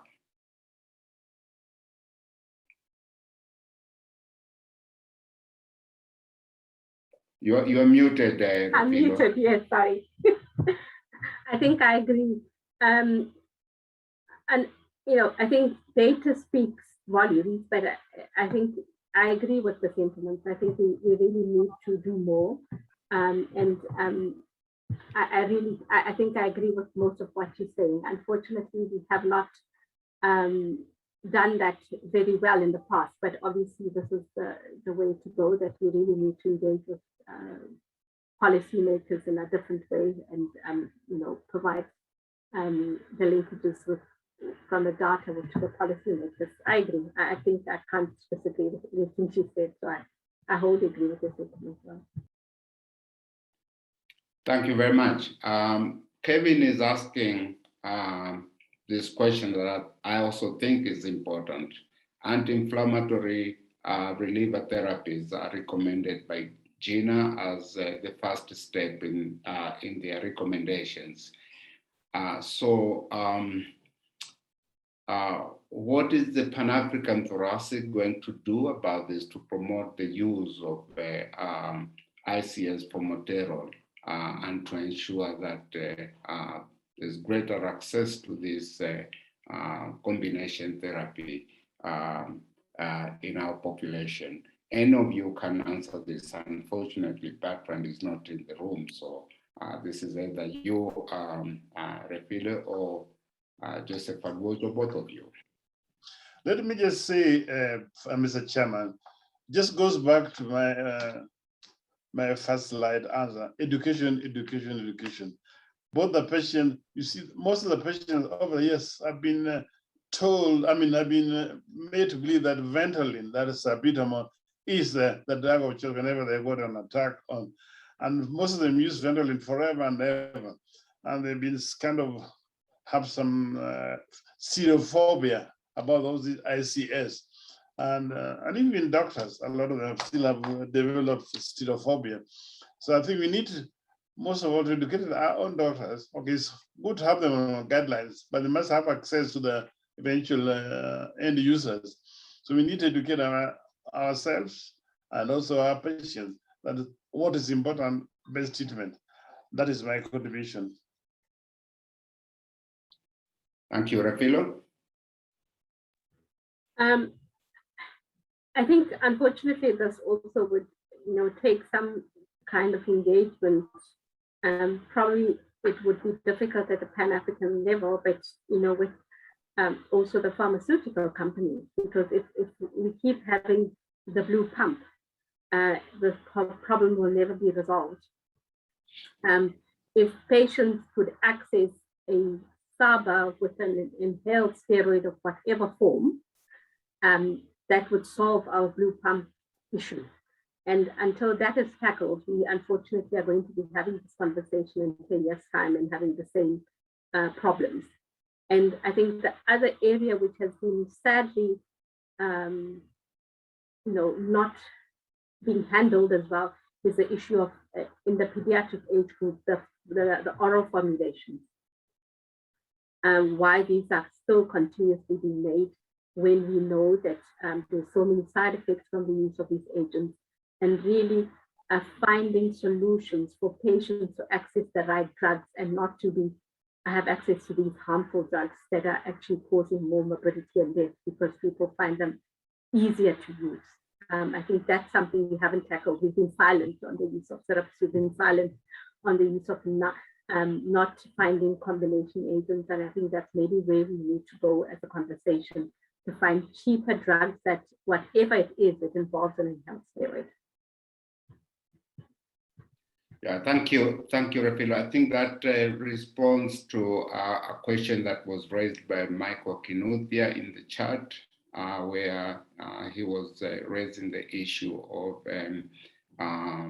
healthcare workers who are still stocking and prescribing oral medications, salbutamol and theophylline and oral steroids. But I would like you to, if you don't mind, Refilo, respond to Chino Nyelun's question here, or comment rather, about incidence of asthma among children in school and outside school. Based on the experience from Chino Nyelun, many parents are much more concerned about asthma exacerbations in the children who are in school because of a greater risk of exposure to trigger factors. Looks like children who are outside school are kind of neglected, or not much attention is paid to this group of people. I wonder what your experience is. Okay, that's actually, yes, that's an interesting question, and I think unfortunately we haven't finally analyzed the data. But one of the things around asthma in schools is, as part of this acacia study that I was telling you about, we actually did focus groups with the teachers. So ask them about, what they knew about asthma, what are their concerns, what are their fears and perceptions of asthma. And I think one of the challenges that we need to tackle, a number of challenges, is to, number one, so that there is also education available to the teachers in the schools, because many schools in our context would not have school nurses, to provide asthma education, to provide some sort of guidance in how to manage a child who's experiencing an acute asthma emergency. At least in the context of my country, I know that teachers are not allowed to administer medication.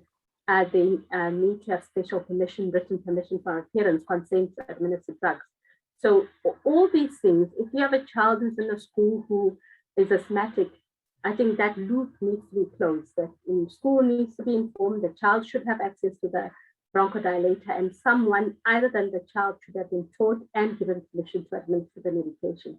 I think that cycle hasn't been closed. We've just been given prescriptions, and children are going to schools having attacks. And A, there's no knowledge of the asthma, and secondly, people feel ill-equipped to deal with the crisis. So, and really basic education about triggers, educating both the teachers, and a number of teachers still believe that asthmatics shouldn't exercise.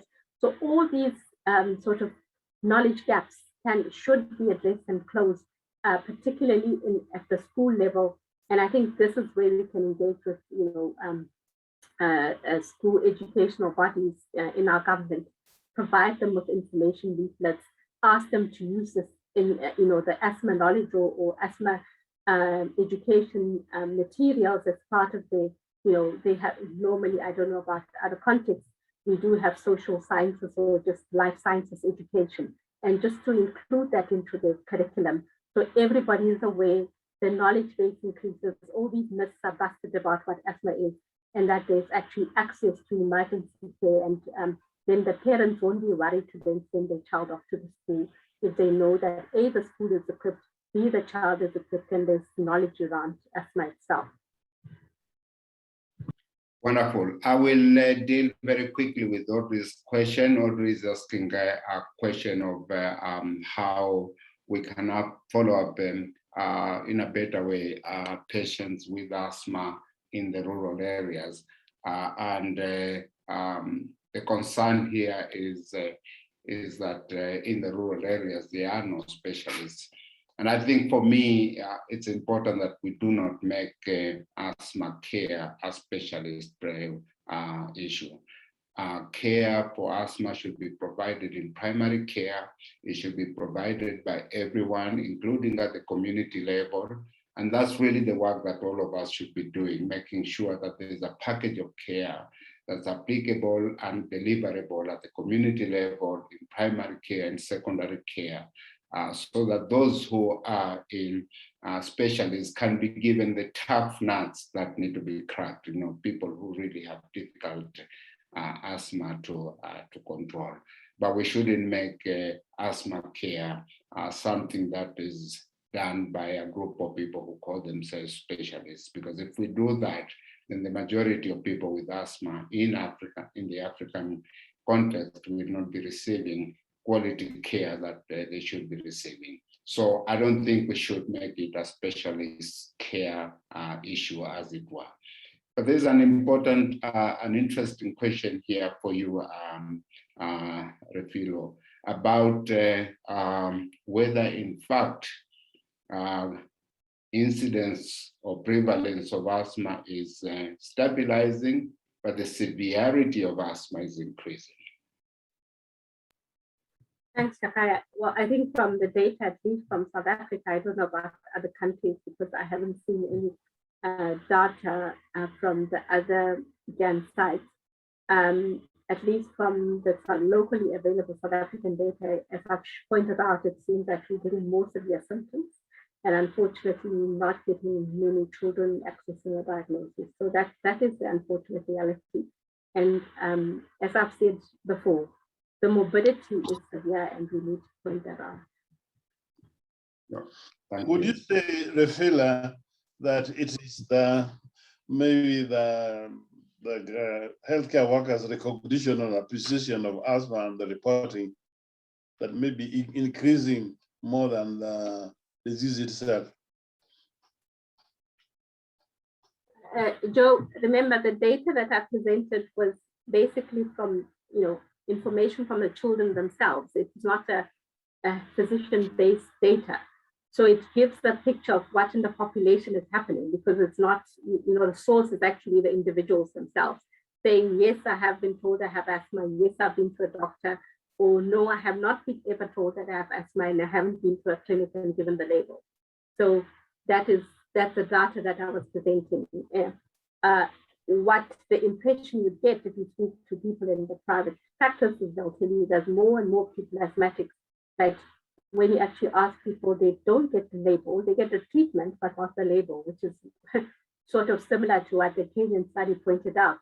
People are attending an asthma clinic, they're getting the medication, but then they still don't accept the label of asthma. Yeah. So that also depends what they were told. And that whoever told them what they had also must also appreciate what he knows is asthma. So we're testing many parameters at the same time. All right, let's move on. I think we are almost getting to the end of our Q&A session. I would want to respond to Jen Mwaura's question about whether there are in fact donors who can provide spacers, especially in public hospitals. And I would like to say, Jen, please remain on the webinar, because some of these issues will be discussed by Amsalu and others in the second session of this webinar. And I think that also goes in for the question that was asked by Agnes about whether there are other medication types that are available up and above salbutamol inhalers. And I want to believe that in the second session of this webinar, we will hear about some of those, or rather the spectrum of asthma treatments that are available in the African setting. There is a suggestion here from Kevin that maybe we should be writing to Gina and to see what kind of assistance Gina might provide to the Pan-African Thoracic Society to make step 1 medications available to most asthmatics in Africa. I wonder whether Joseph Alwot, you want to respond to that. Not really a question, it's just a suggestion from. Yes, Chairman, I already responded in writing. You did, okay, great. I do not see any other questions that we haven't responded to, and so I'm suggesting that we bring this session to a close at this point, and we take a 10-minute break, which means we will probably start a little earlier than what's in your schedules right now. But I want to thank all of you for remaining hooked onto this webinar.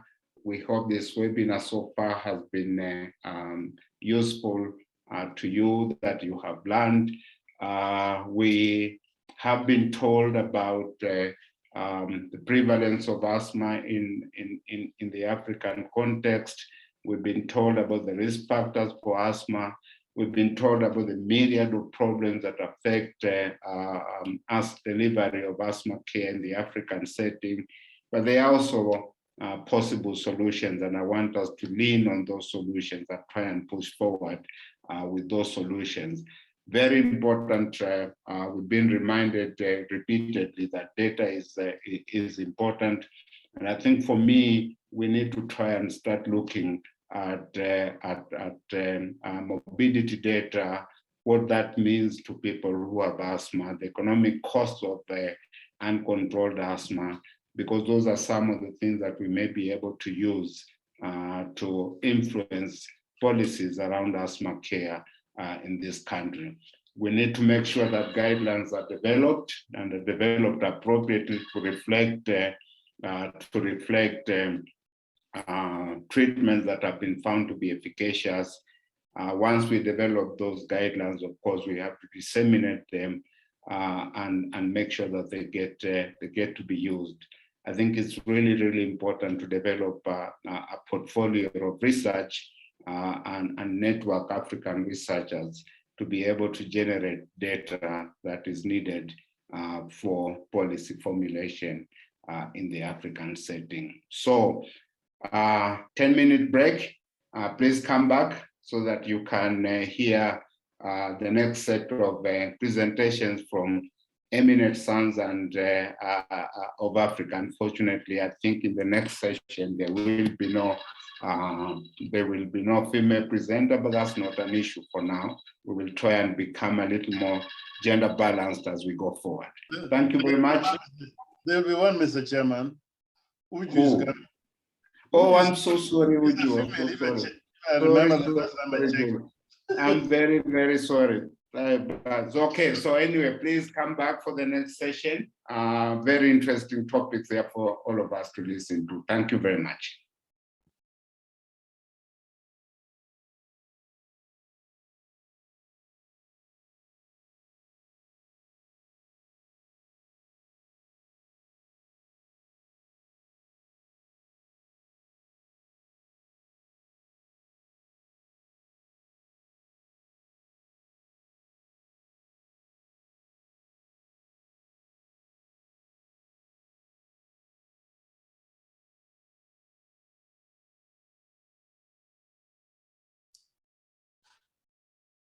Hello and welcome back. Welcome to session 2 of our symposium.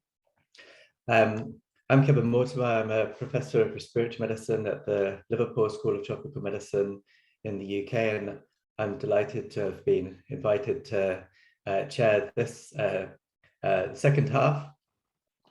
And I'm doing this with Dr. Wanjiku Kogima, who's our rapporteur for this session.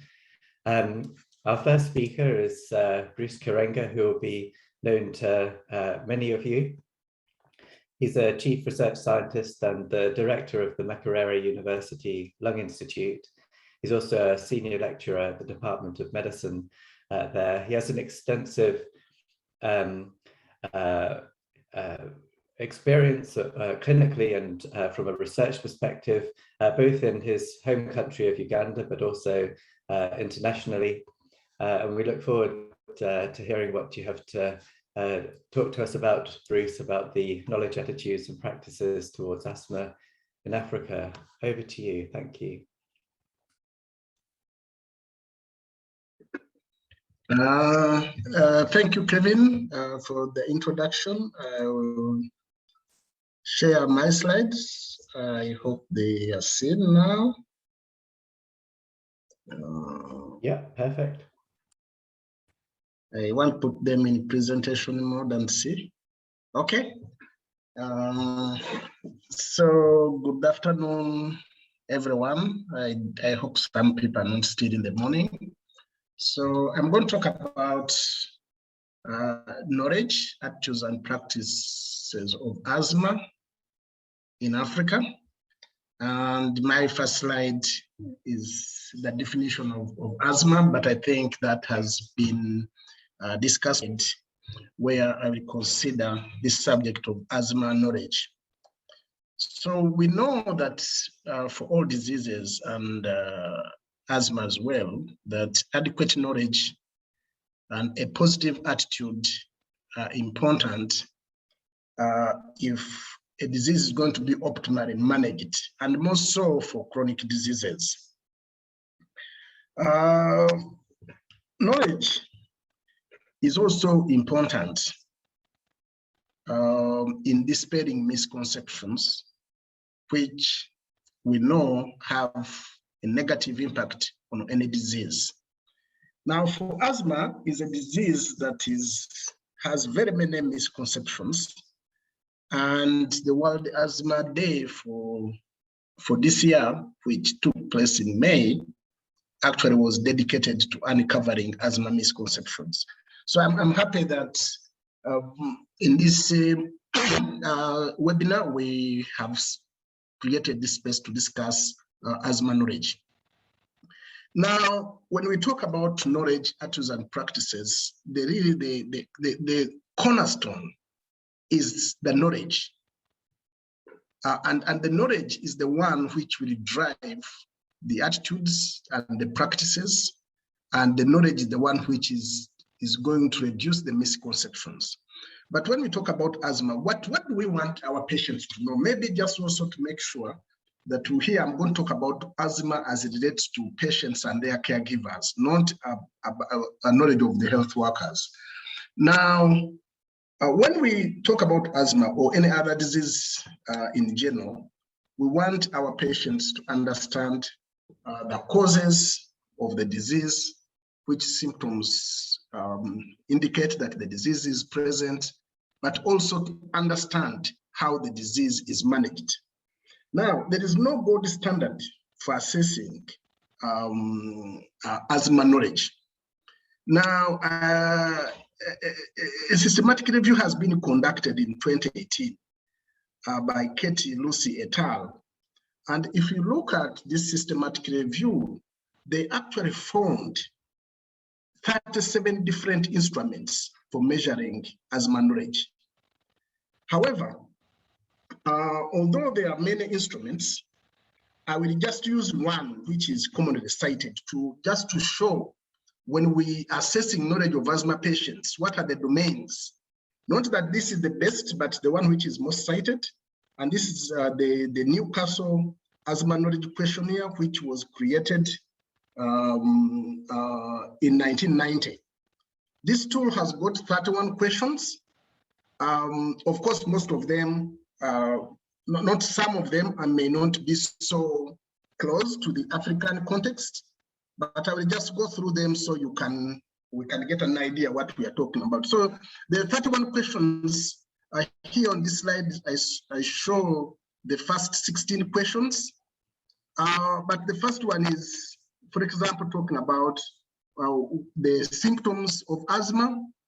And in this column here, I show the correct answer, that if a patient... Bruce, sorry Yes. to interrupt you. Can I trouble you, because the text is a bit small, could you try and put this on the full slideshow?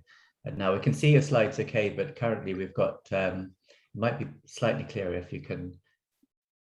I think it is it this? Try that. Okay. That looks like, oh yeah, that's really good, perfect. Okay, thank you, Kevin. So like the first question asks about the symptoms, and we want our patients to know at least the main symptoms. The second is talking about, for example, 1 in 10 children will have asthma at some point during their life, and that is really about epidemiology. And also to say that this questionnaire is mainly targeting children and their caregivers, but can also be used for adults. And then it talks about children with asthma have abnormally sensitive pulmonary airways, and that is true. So if one child in the family has asthma, then all of his brothers and sisters are likely to have asthma. That is false. And then number 5, most children with asthma have an increase in mucus when they drink cow's milk. That is false. And then number 6, ask them to write down everything that you know may trigger asthma. And if someone gives those 3 answers, then they have passed that question. And then number 7, during an asthma attack, the wheezing may be due to contraction of the muscles that form the walls. That's true. Number 8, during an attack, the wheezing may be due to swelling of the lining of the airways. That's true. And then number 9 is asthma damages the heart. That is false. Number 10, patients are asked to write down 2 treatments that can be used to treat asthma. And if a patient can give at least these from that list, that's got that question. And then number 11, which asthma treatments are useful during an attack. And those are the treatments that a patient should know of. Then antibiotics are important for treatment most of the times, false. Most children with asthma should not consume dairy products, that's false. And the questions go on and on. And these 31 questions, you score how many the patient is able, has got right. And these are the other questions. Here talking about medications mainly, and then it goes on and on. So these 31 questions, then you can use this tool to be able to measure the knowledge of your patients. But like I said, there are many other tools, and you can actually make your own tool which you can use to measure the knowledge of your patients in the clinic. But the most important thing that we want to know that patients know the symptoms of asthma, to know what is causing it, to know how it is treated, such that they are knowledgeable, and therefore they can form good attitudes and perceptions, and they will not be having misconceptions about asthma. Now here, that is Newcastle, but here, looking at our experience here in Africa and in the clinic, these look to be the most common asthma misconceptions that patients have and their caregivers, but you can see most of the things overlap with what is in the Newcastle questionnaire. For example, many patients and many people think asthma is a childhood disease. They think it is infectious. They think people with asthma should not exercise. In some centers, people think you need very high doses of steroids to control asthma. They think asthma is a psychological condition. Some patients think asthma medicine is addictive, and some, of course, caregivers think that if we take asthma medicines, they will not be effective after some time. And this is actually very common. They say, no, if they start you on inhalers early, by the time your disease becomes serious, there will be nothing to use. Also, patients think that if we take asthma medications and the symptoms are relieved, then asthma is cured. Some patients think that the best way to control asthma is to use inhalers. And many patients actually think, I'm going to be showing you data, that if you take medicines, you can stop taking your medicines and nothing will happen. And then like this one of inhalers weakening the heart, that also was in the Newcastle questionnaire. So now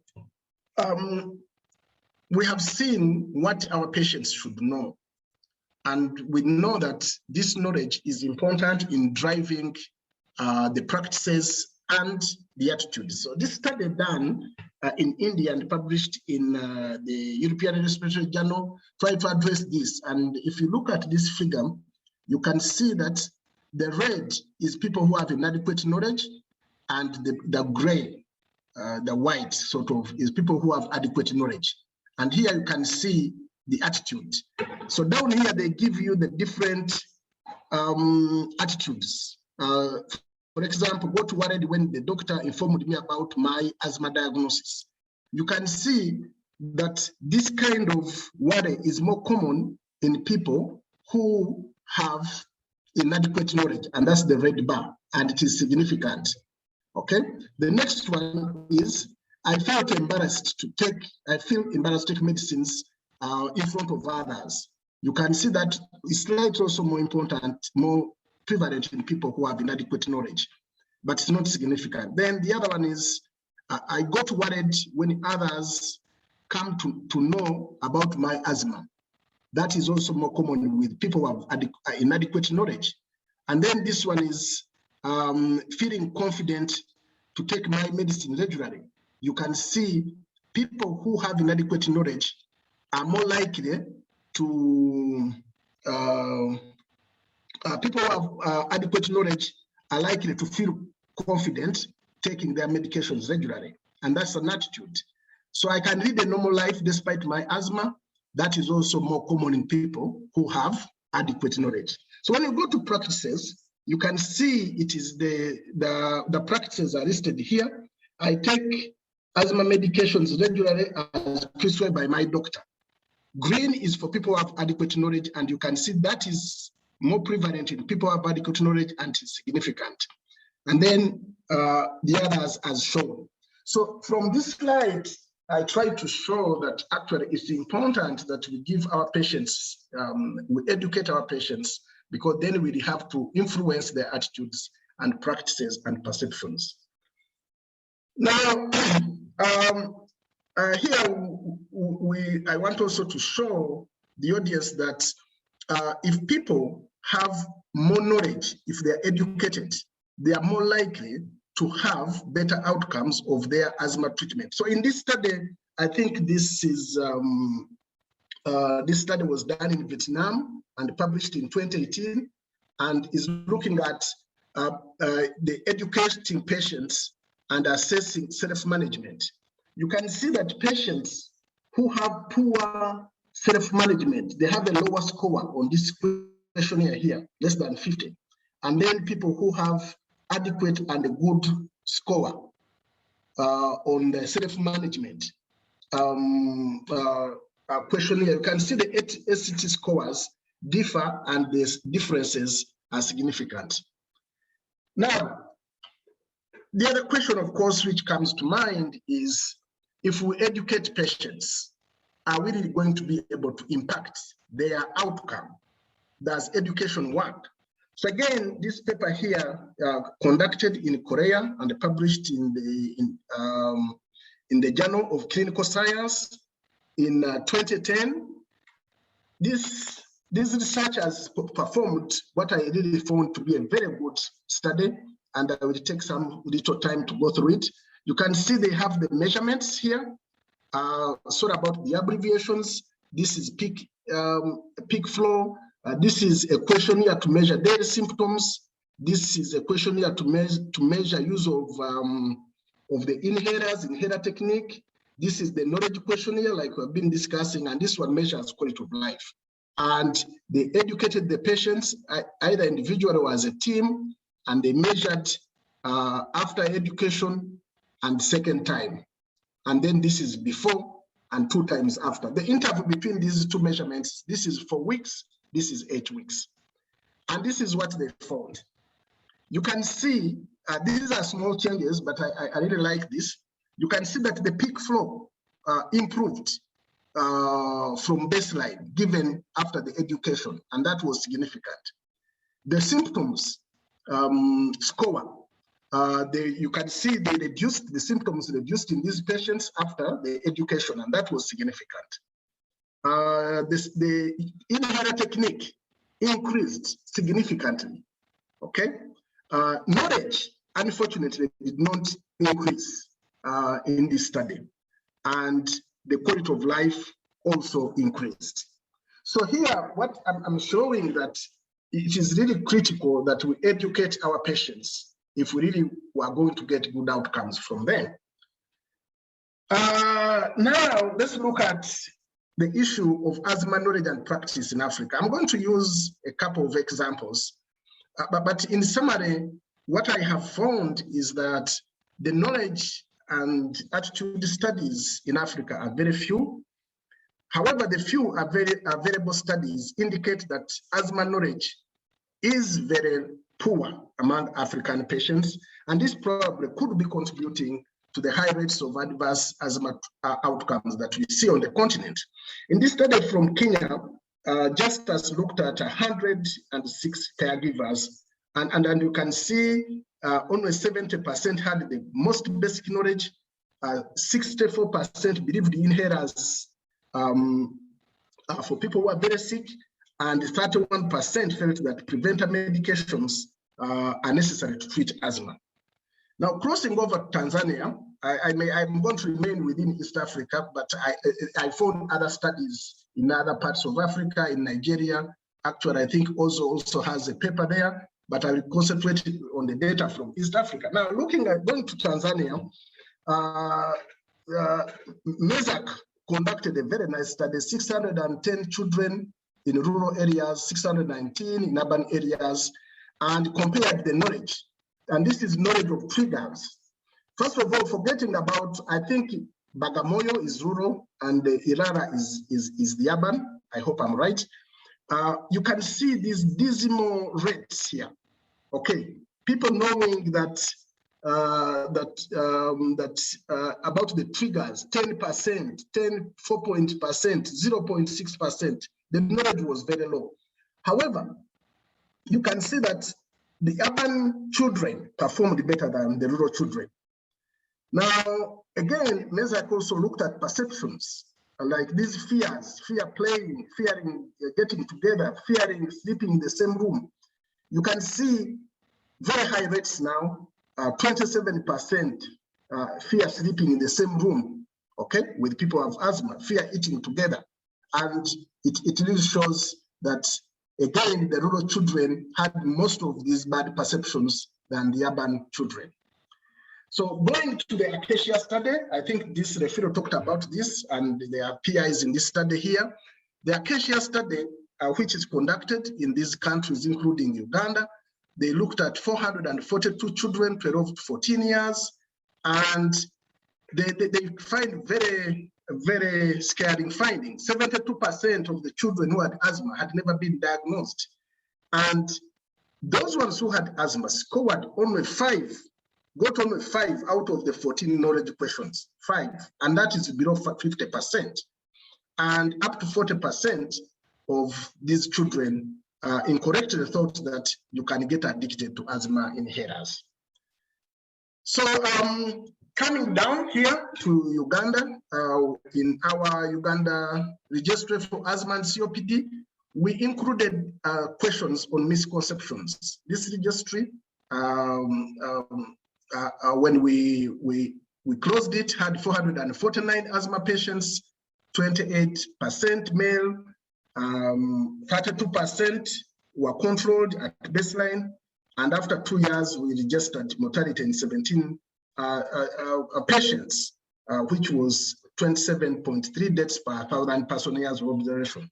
So the prevalence of the misconceptions are very high. And again, sorry, I apologize for this small text table, but I will take you through this table.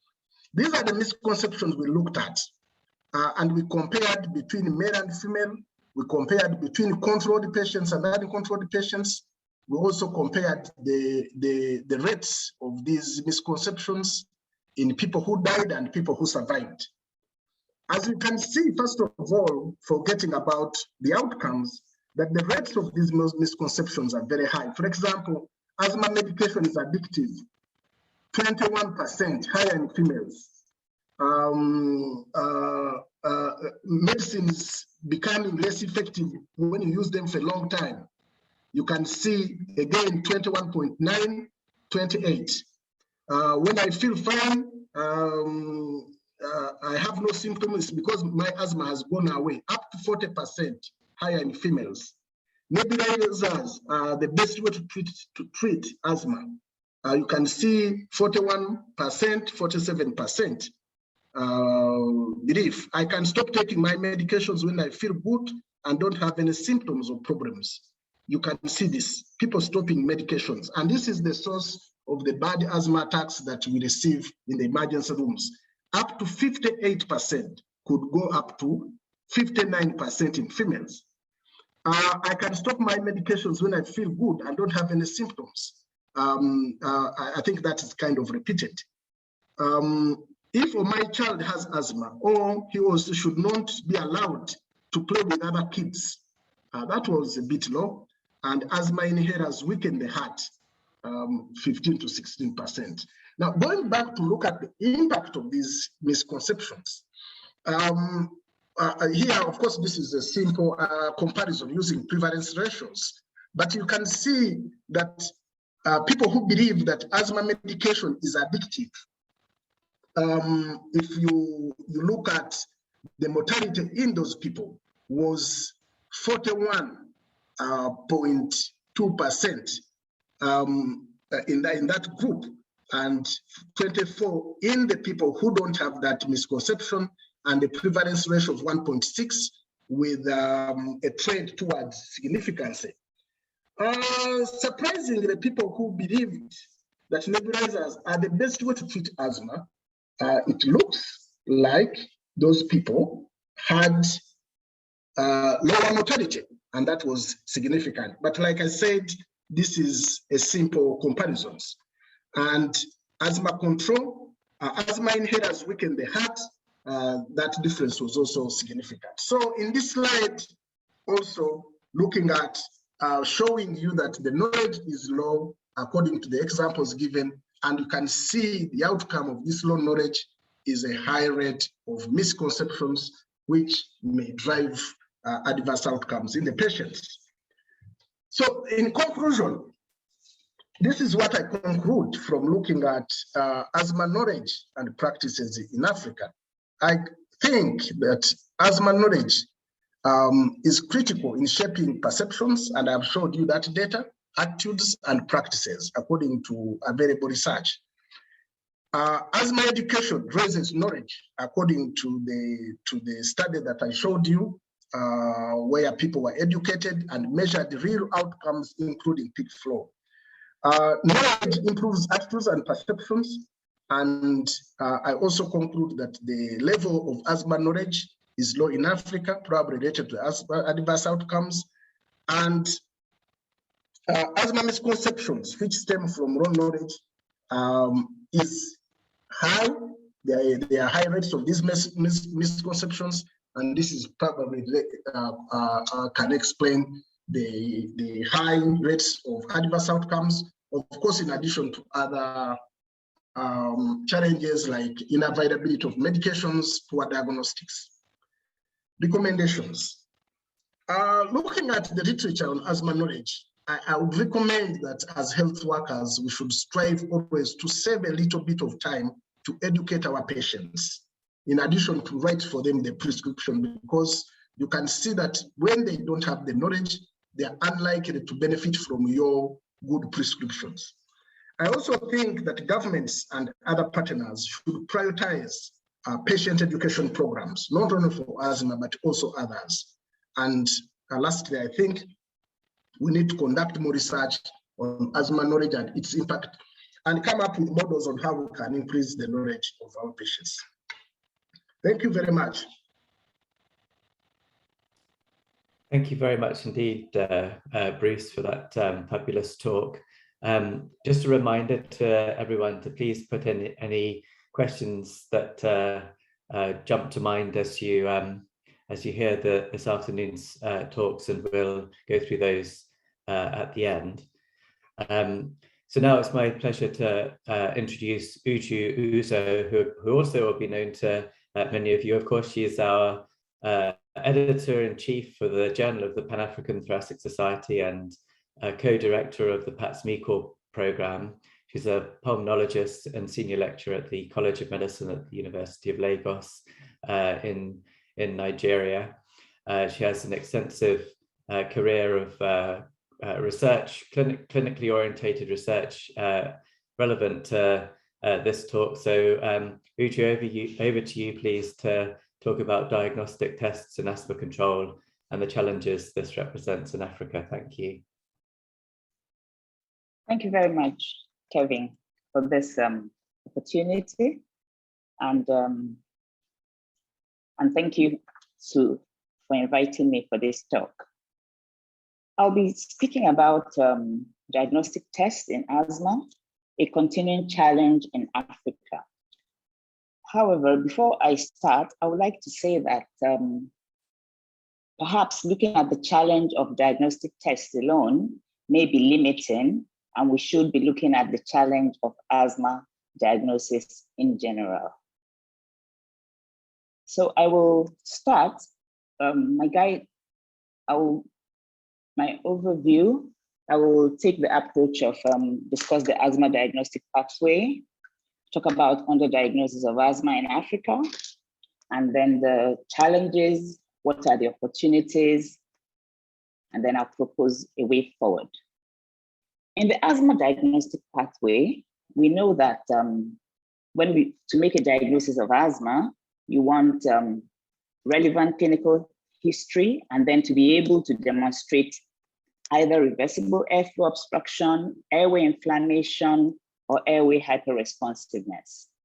And to do this, we could demonstrate reversible airway obstruction using the peak flow or the spirometry, as we know, or we could also demonstrate airway inflammation using the fractional exhaled nitric oxide, skin prick test, measuring the serum IgE level or sputum or blood eosinophil levels. We could also demonstrate airway hyperresponsiveness by any of the bronchoprovocation tests using exercise, which is common. In the GINA guideline, which we all use in some form or the other,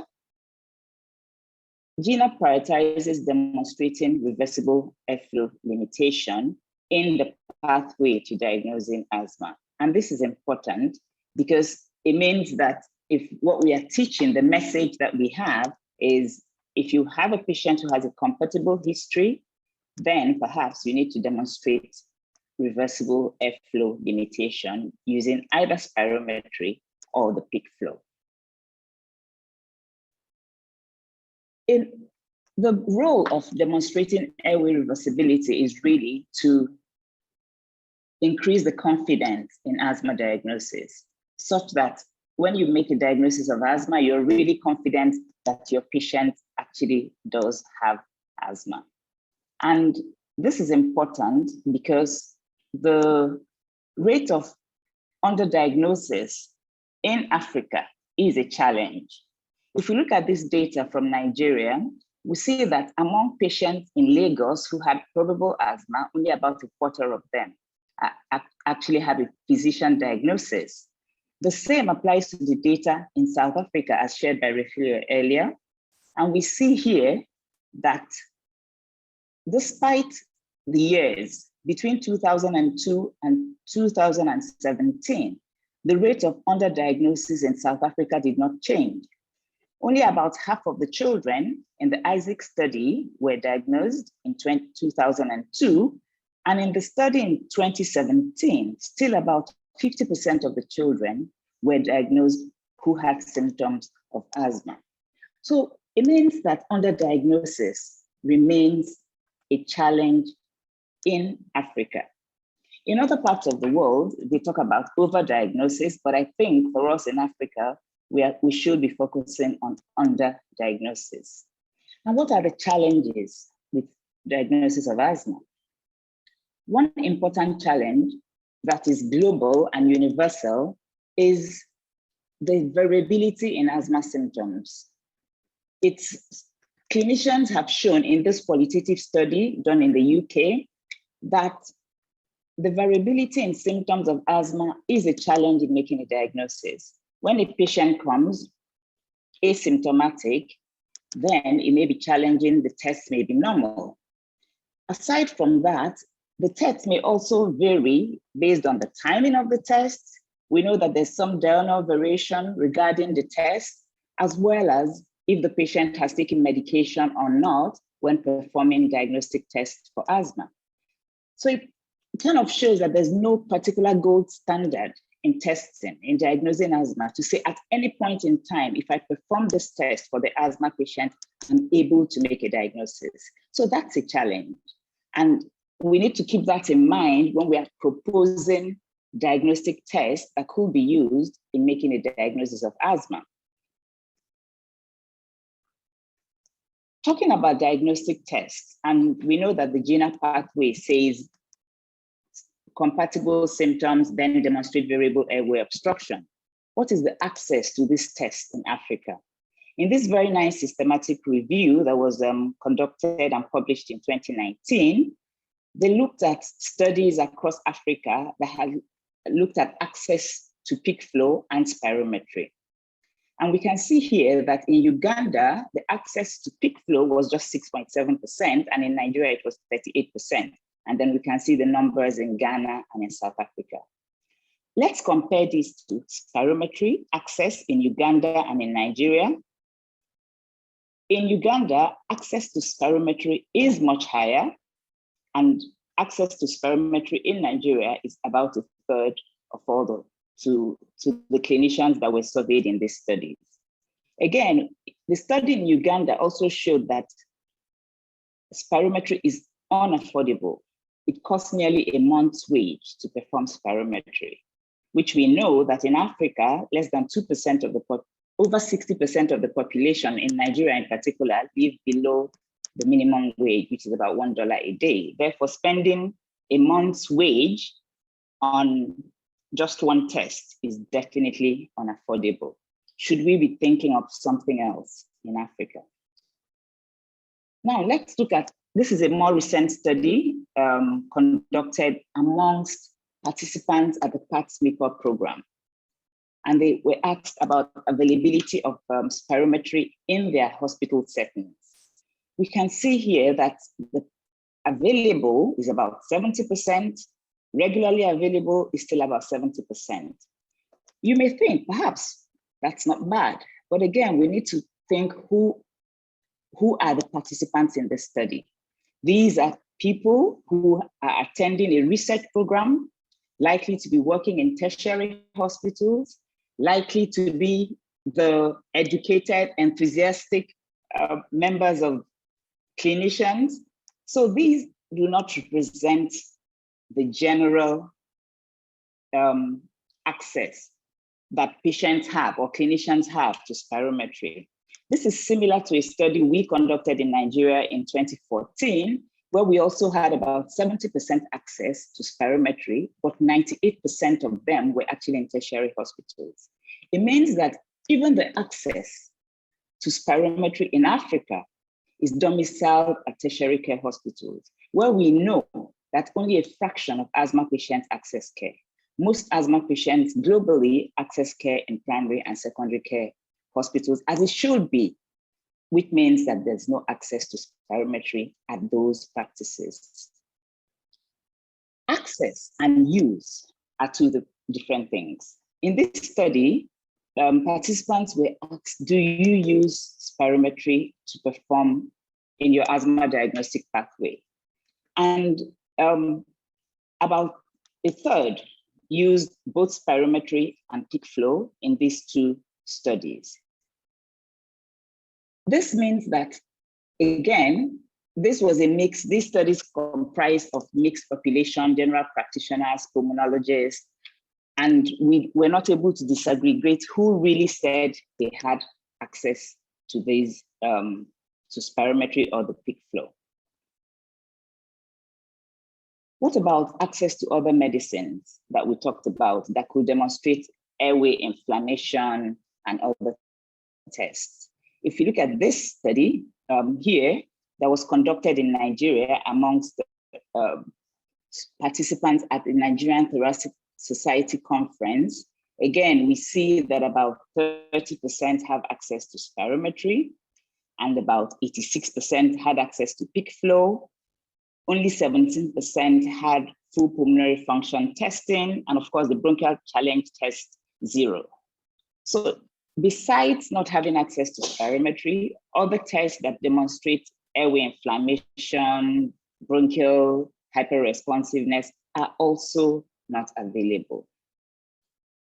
This study is from another low and middle income country. And I brought this in to show that perhaps in low and middle income countries, there may be a challenge in the way we use diagnostic tests in the asthma diagnostic pathway. This study is from Lebanon, and it shows that in 98% of cases, they were actually performing chest radiographs, waste of resources.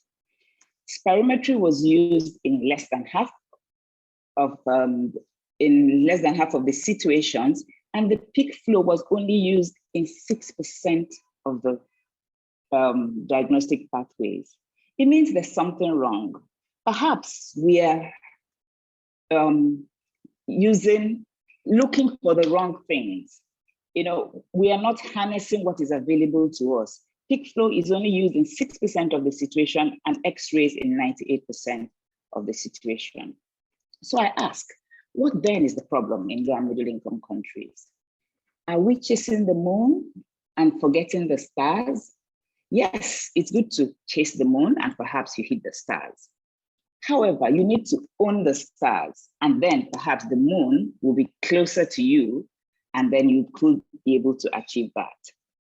If we know that spirometry is a low resource tool, you could have personal devices, it's relatively affordable and available if we prioritize it, and it's still used in practices in high-income countries. In this study conducted in the UK, the tests that clinicians performed to conduct a diagnosis of asthma was usually the peak flow. And they actually said they preferred it because they could get an assessment right there and then.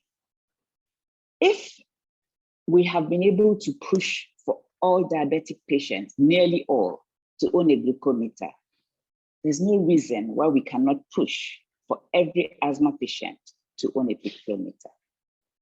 To do this, we have to come together, again, as a society, as stakeholders, to begin to think, are we harnessing what is available to us? And that could lead us to develop local reference values for the peak flow, not just the spirometry. And spirometry could be the second step in the asthma diagnostic pathway. This recommendation has also been made in other studies by the Union in the asthma pathway guideline provided by the International Union of Tuberculosis for low and middle income countries. They also prioritize the use of the peak flow in the asthma diagnostic pathway. I think this is important. We need to look at our local context and look at what really could we do to make asthma diagnosis objective. This next slide shows results of a recent study we just completed, a qualitative study where we asked clinicians about their experience in managing asthma, diagnosing and treating asthma. So the first thing is really, who makes the diagnosis of asthma in Africa? What is their level of knowledge and attitude? Bruce nicely focused on the patients, but if we look at the doctors or the clinicians or healthcare workers in Africa, we'll also note that their knowledge and attitude regarding asthma and the diagnosis is also quite low.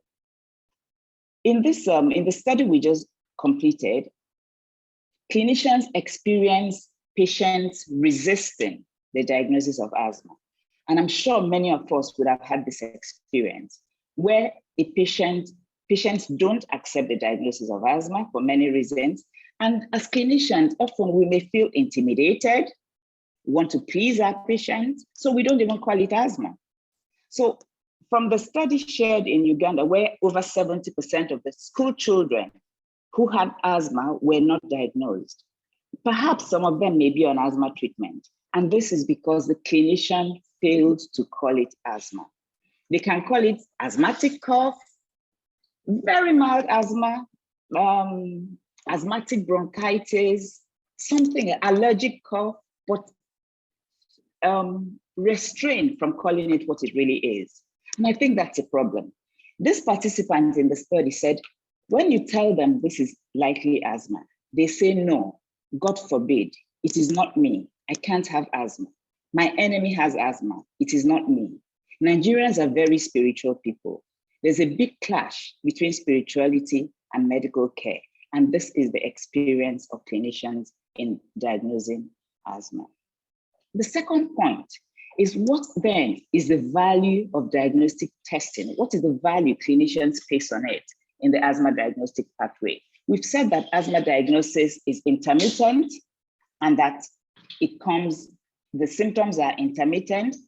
So what value do they place on it while we're trying to provide these services? So again, I want us to recognize that the availability is not the only problem, it's the attitude towards using the test. So this clinician has spirometry available in his hospital, but he says, I don't always use spirometry. There's really no reason why I don't consider it. I'm just not keen about telling them to do the test. I don't see any need. It's just based on my own knowledge and the way I have been trained. So there's a gap in training. We haven't made them see the point in conducting lung function tests in the asthma diagnostic pathway. I went further. This particular participant actually said that he wants, if he's looking for a test, he's looking for a test that he can perform right there and then, not a test that he needs to refer the patient to and then wait for the results. He said, when my patient comes, I want to make a diagnosis immediately. So perhaps we need a test, a point of care test in the asthma diagnostic pathway, and that is what we should be prioritizing. So how do we move from here? In this paper that has already been alluded to, there are challenges in accessing spirometry in Africa. We've talked about training and guidelines for spirometry, that these are limited in Africa. But again, I think another gap is the value of lung function testing. The lung function testing in the asthma diagnostic pathway not only helps to strengthen the diagnosis of asthma, it also helps you to monitor your patients, assess the level of control, and we know when we're talking about what are the goals of asthma treatment, one of them is to prevent decline in lung function. So if we prioritize this and make lung function an important goal in the asthma diagnostic pathway, perhaps we could be meeting the needs of these clinicians. Clinicians need to understand that beyond making a diagnosis of asthma, that part of the long-term goal is to prevent a decline in lung function.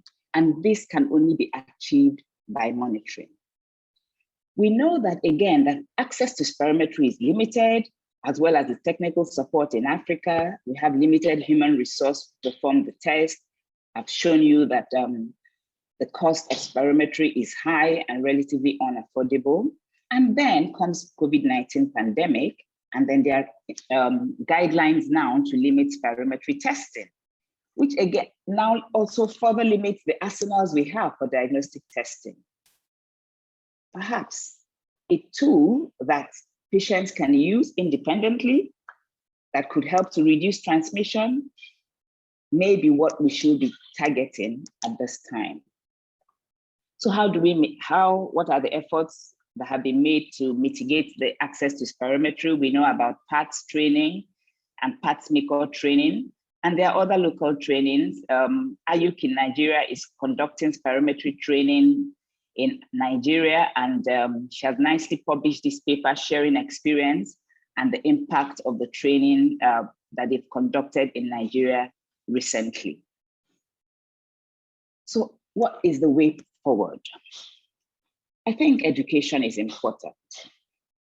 Education first, to understand the value of testing in asthma, such that we can change the attitude or improve the attitude of clinicians towards testing in the asthma diagnostic pathway. This education needs to be such that it can improve participant self-efficacy, workshops where they actually learn to use the peak flow and have access to the peak flow. We need to domesticate our guideline recommendations by prioritizing the peak flow. And then spirometry needs to be available, but these could be provided in hubs. For example, if we have a spirometry hub at a tertiary care hospital, all the clinicians in peripheral hospitals have access to referring patients there, and they know that they will get the results later, but they are confident in performing the peak flow to confirm their diagnosis. And then the discussion we've been having earlier, how do we prioritize chronic respiratory diseases, including asthma? And I propose that one of the ways to prioritize this is about the long-term effects.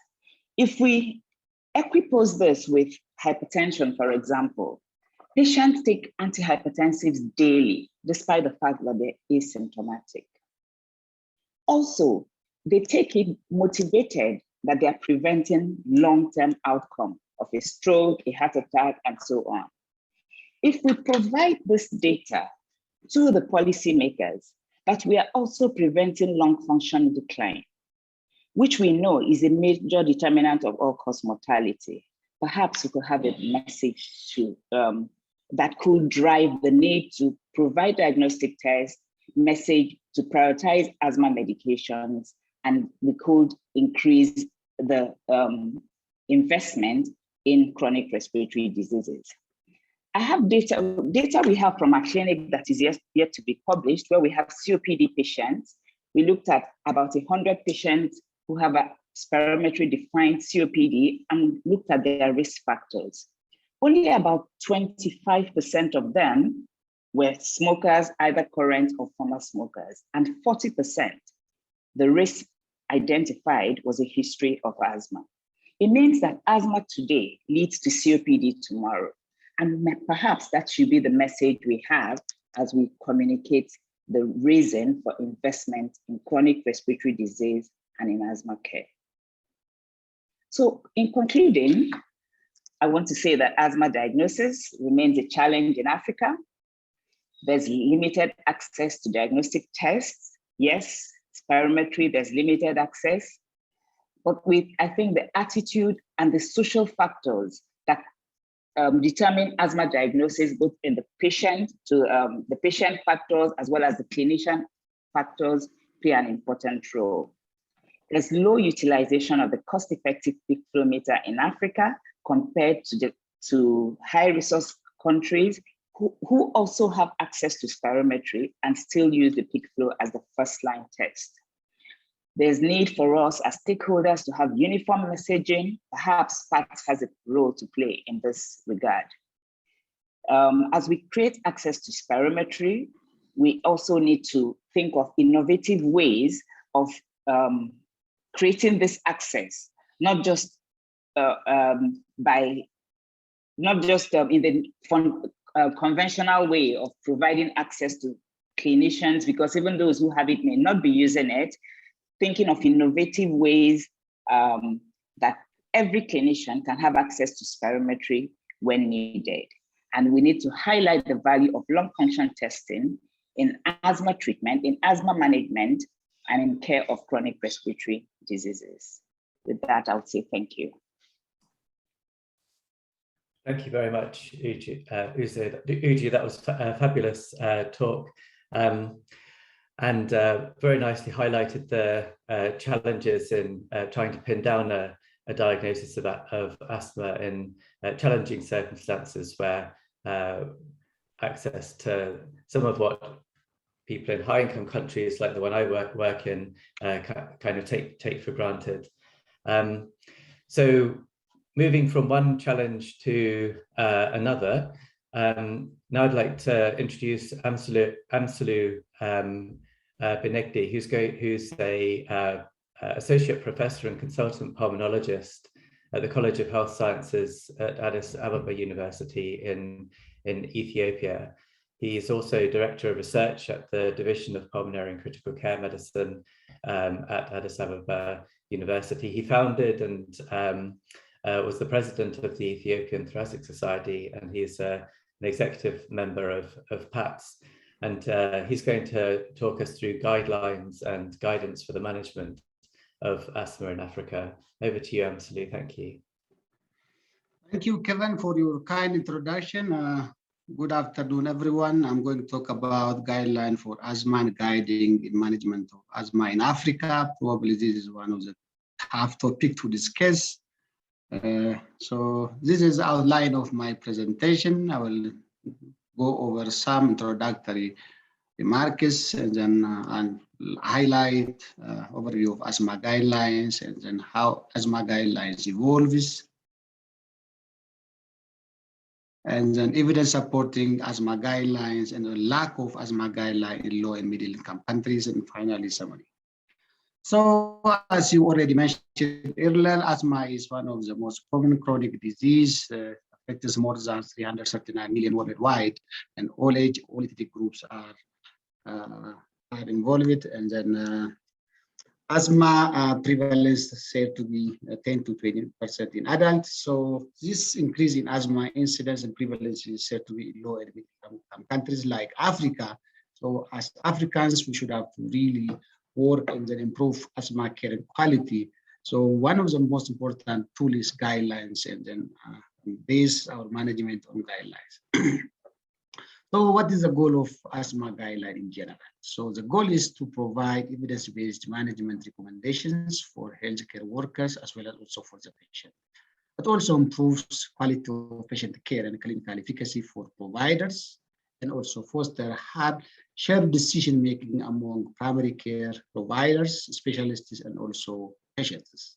Also reduces asthma morbidity and mortality. So when you develop asthma guidelines, there are considerations. Theoretically, there are 4 basic components one should have to consider before developing asthma guidelines. So the first one is it should be constructed on a strong foundation from scientific or evidence-based theories and discoveries. And the second most important foundation is should be widely disseminated and then implemented throughout the healthcare community. Otherwise, really, it doesn't meet its need. And then the third is ultimately it should have to benefit the patient outcome. It should have to reduce morbidity, mortality. And finally, the other consideration one should have to consider when developing asthma guidelines ensures that they remain current, updated, and based on the current existing knowledge and evidence, and then should have to be done in a regular way. So how to make asthma guideline evidence-based? So there are evidence-based clinical practice guidelines. As you all know, there are several levels of evidence. So if you use level 1, level 2, level 3, so those are the level of evidences you should have to mention in your guideline. So you should have to have really strong evidences in terms of recommendation. So level 1 evidence are obviously strong, and then if you have no level 1, you may go to level 2 as well. So those are the methods used to really investigate or find solutions. So it may be systematic review, it may be randomized control trials, it could be scored or case control and so on. So based on that, you can really recommend either grade A, B, or C. So level 1, when you say it includes meta-analysis, randomized control trials with meta-analysis, randomized control trials, and also systematic reviews.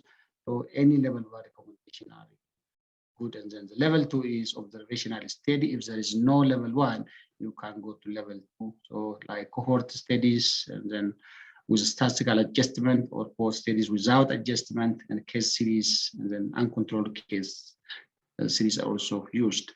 And then level 3, if there is no level 1 or level 2 evidence, you can use also expert opinion, which is usually level 3.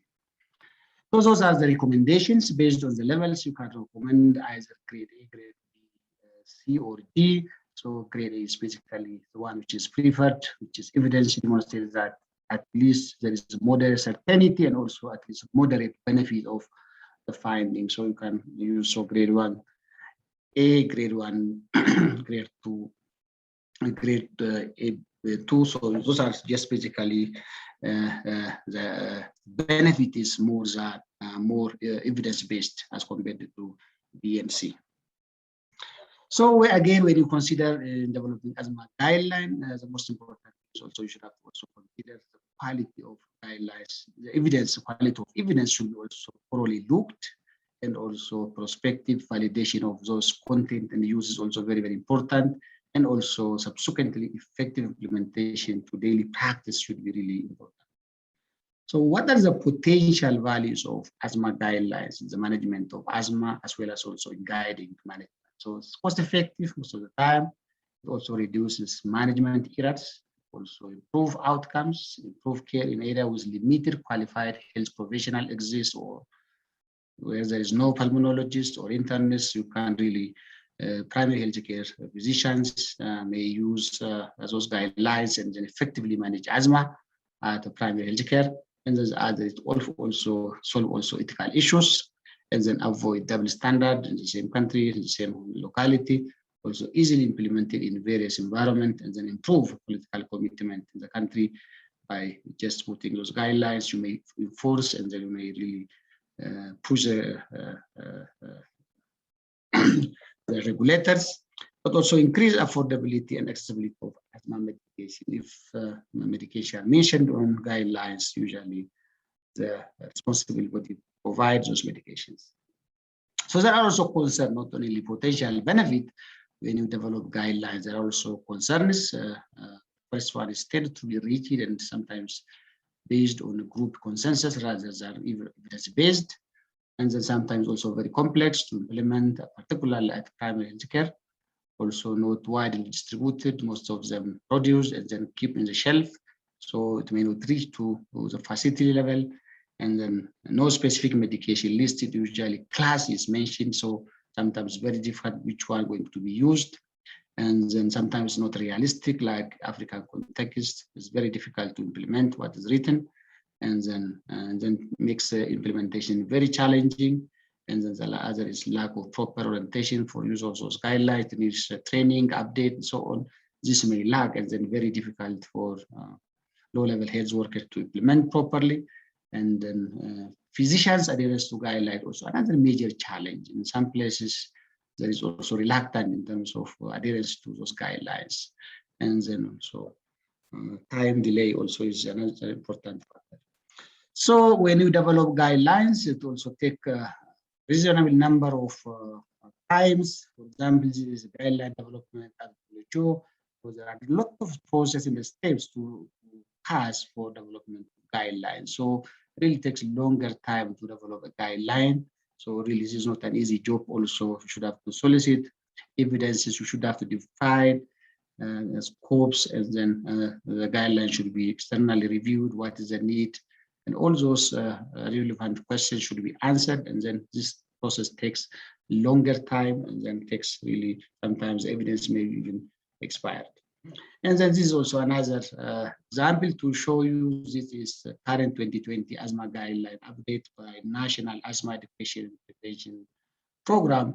So this process started in 2014 and then published in 2020. So it takes almost 6 years to publish a full guideline. So the process is long, and then there are so many processes for which this guideline passes. So it takes longer time for development. So when we see the history of asthma guidelines are approaching now 35th anniversary in the literatures, and then have positively influenced the quality and outcome of asthma management worldwide. So starting in 1983, there was evidence that asthma morbidity, mortality start to increase. This is what really warrants for initiation, for call for action, for asthma management, and subsequently, this is the one which really initiated for development of the first asthma guideline, which was developed by New Zealand and Australia. So this guideline was opinion-based asthma guideline, and it was not evidence-based. And then overall, the goal of those guidelines was to reduce asthma morbidity, mortality, which was a question starting from 1983.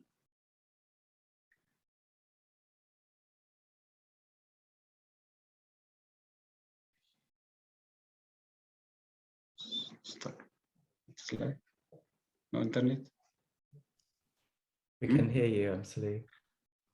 Yeah, I think my slide is stuck. I don't know why. Oh, So I was trying to move. Okay, no, it's okay. it's coming now. Moving. Yeah, perfect. Okay, thank you. So in 1990, subsequently, British, Scottish, Canadian, and US developed their own guideline. And then subsequently, the National Asthma Education Prevention Program developed guideline for US and also participated in the national guideline development for asthma, which is a global initiative for asthma in a guideline. So generally, asthma guideline issued prior to late 1990 were primarily based on consensus or expert opinion, but generally those guidelines also played a vital role in bridging the gaps between various treatment options and the recent discoveries. So dissemination implementation was also another challenge in the early phases of guideline development. As the knowledge of asthma pathophysiology extended, newer guidelines were developed, which is basically based on evidence-based. So evidence-based medicine attempt to present rationale and also suitable structure for problem solving, from which the quality and importance of clinical studies can be analyzed and also unbiased manner was also used. And then if there is also an uncertainty about the data, usually people use the systematic reviews to really resolve the issues. Then current asthma management is basically evidence-based, and then usually based on current knowledge of asthma and also practically. So when you see the current international asthma guidelines, there are several international asthma guidelines like UNIN, USA based, and also other country-specific guidelines. So the current guidelines spend significant space discussing on asthma diagnosis. So we should have to really properly diagnose asthma, and then they put asthma diagnosis. Spirometry demonstration of airflow limitation is very, very important in asthma diagnosis. And then unlike the original severity-based asthma diagnosis, there is also shift from severity-based to control assessment in the current guideline. And then signs symptoms are systematically identified and quantified, and then these severities assessed during diagnosis, and subsequently control-based assessment is very important. So there are 5 most frequently cited current asthma guideline and patient self-management plans. The first one is utilization of peak flow for the patient to measure their asthma, whether asthma is controlled, like random blood sugar measurement at home. And then the other is classifying asthma severity based on control. And also there are agreement on type of drug to be used, and also aspect of specific medications. So currently there are 2 major guidelines which are really mentioned in the literature and also commonly used globally, and then also available free of charge on internet, like GINA and the National Asthma Education and Prevention Program. Those are the most widely available and then commonly used. So I will say a few points about those guidelines. So GINA is developed in 1990 with WHO and the National Health Lung Blood Institute. And then the aim of the GINA is to increase awareness about asthma and also to improve asthma prevention and management through coordinated worldwide effort. And the GINA is independently funded, basically. So the GINA report is globally evidence-based strategies that can be adopted for local health system. And then every year, more than 5,000 copies are downloaded by more than 100 countries, and practically focus on multiple flow charts and the tables. So the GINA strategy report is updated every year, and then the documents and then findings are reviewed twice per year. So this is a current GINA 2021 recommendation. So as you can see, for adults more than 12 years old, there are 2 tracks. The first track is using combination therapy as a reliever medication. Second track is using SABA as a reliever medication. So based on country contexts, one can adapt either of the 2. So those are evidence-based and then globally forwarded by GINA. And then there is also change in terms of management, particularly step 1, step 2. as needed low-dose ICS plus formoterol is the new development in terms of asthma management. In the past, we used only SABA for step 1, but now we move to use of corticosteroid whenever we use SABA, or we use also combination therapy, ICS plus formoterol for any level of asthma management. So this is the new update. And as you can see, step 3 is low dose maintenance with ICS plus formoterol.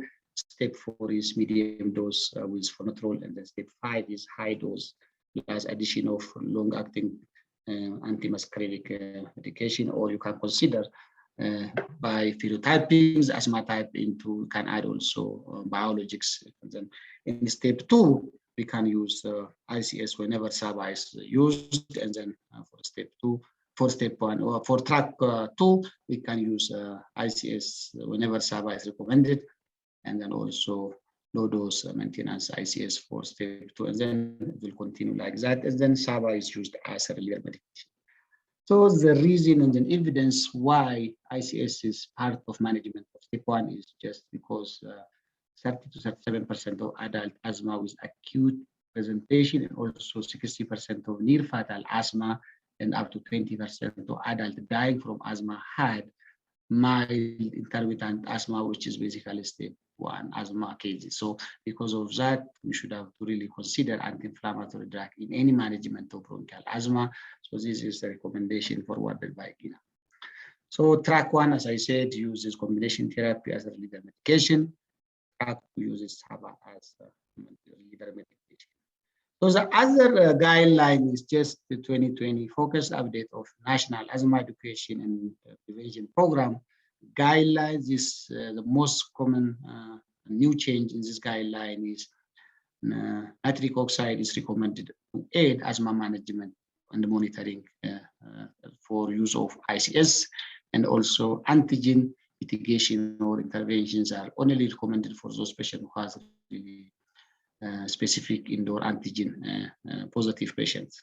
ICS recommended for step 2 as needed is also another recommendation, and then subcutaneous immunotherapy recommendation for mild to moderate asthma is also another strong recommendation which comes with this guideline, and then bronchial thermoplasty is no more recommended with a new guideline. So this is a focused update National Asthma Education and Prevention Program guideline. So basically it's almost similar to GINA, but the difference is still they keep SABA as a first line treatment for step 1. So this is the difference. So when you come to specific guideline for asthma management in Africa, so really we don't have, as a continent, we don't have asthma guideline. And then this is one of the review done by Bruce and his colleague, guidance on diagnosis and management of asthma among adult in resource-limited setting where there is no guideline. So the optimal management of asthma in resource-limited setting is hindered by lack of resource, making it difficult for health providers to adhere to international guidelines. So it's very difficult to implement the GINA guideline for Africans in where there is limited resources. So poor quality asthma care can be achieved in resource-limited settings. So that's what they are claiming. So if you really go into basics, and then if you take thorough history, physical examination, and look important history, asthma histories like presence of recurrent respiratory symptoms, especially current wheezing or wheezing the last 12 months, presence of triggers, and then other allergic diseases like rhinitis, eczema, and so on, and also family history of asthma, and then clinical improvement, increase in peak flow, and then forced respiratory volume with bronchodilator. And then this can make asthma diagnosis possible without really having those gadgets and also those guidelines. So at diagnosis, severity grading, patient education, removal or reduction of triggers can really improve the outcome, and then follow-up, schedule for follow-up for those patients, and then the therapy should be adjusted based on symptom control. And then this is achievable in the absence of all those gadgets. So just to mention some African guidelines, this is South African guideline. I don't know whether this is updated or not. This is what I found. So in South Africa, this is the guideline, the preferred controller. They are using for step 1 mild intermittent asthma is SABA as needed, and other controller is just low dose inhaled corticosteroid, and as the reliever, as I suggested, is as needed. SABA is also as a recommendation. So those are the recommendations they put, and then step 2, they use beclomethasone, low dose ICS.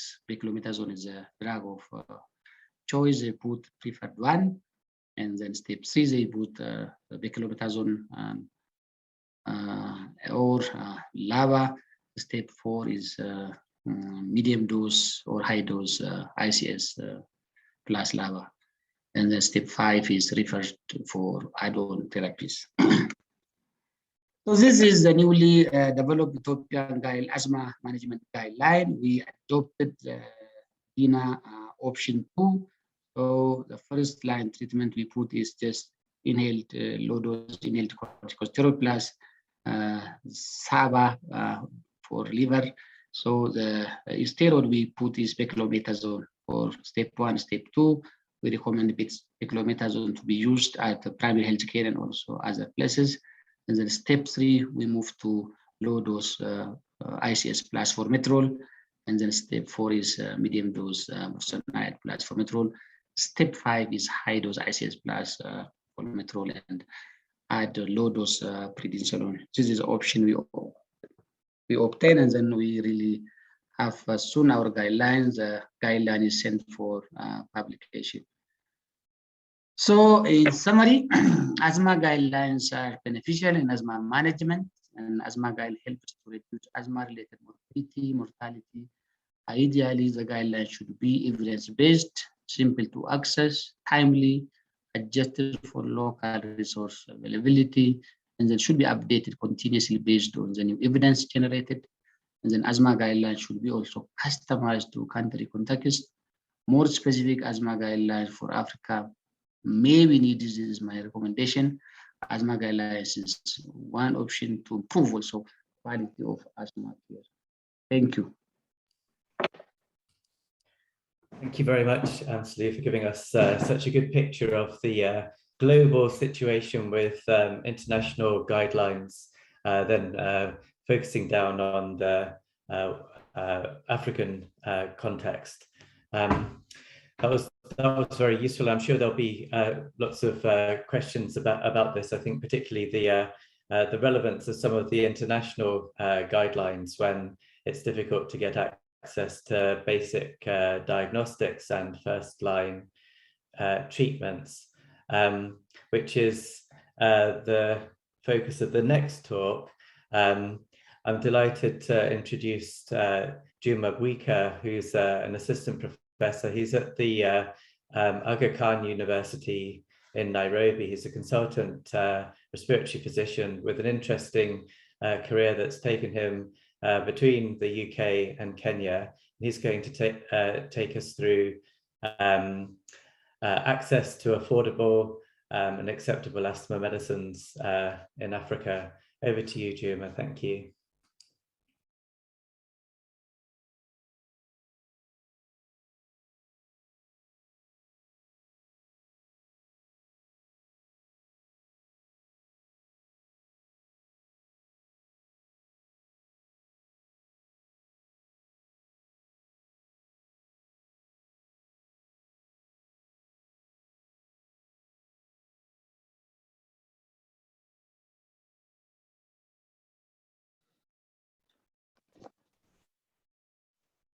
Thank you so much for that. I'm very honored to be here as a panelist in such an esteemed forum. And as has been said, this is what I was asked to speak about. And this is in essence the scope of what I shall speak on. So primarily medicines for asthma, what quality implications there are for medications, especially in asthma and in Africa for that matter.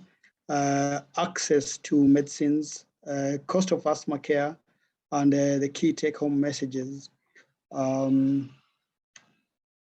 So if you consider that from what has just been said, the bulk of treatments for asthma are inhaled, and that you could perhaps summarize them onto this table.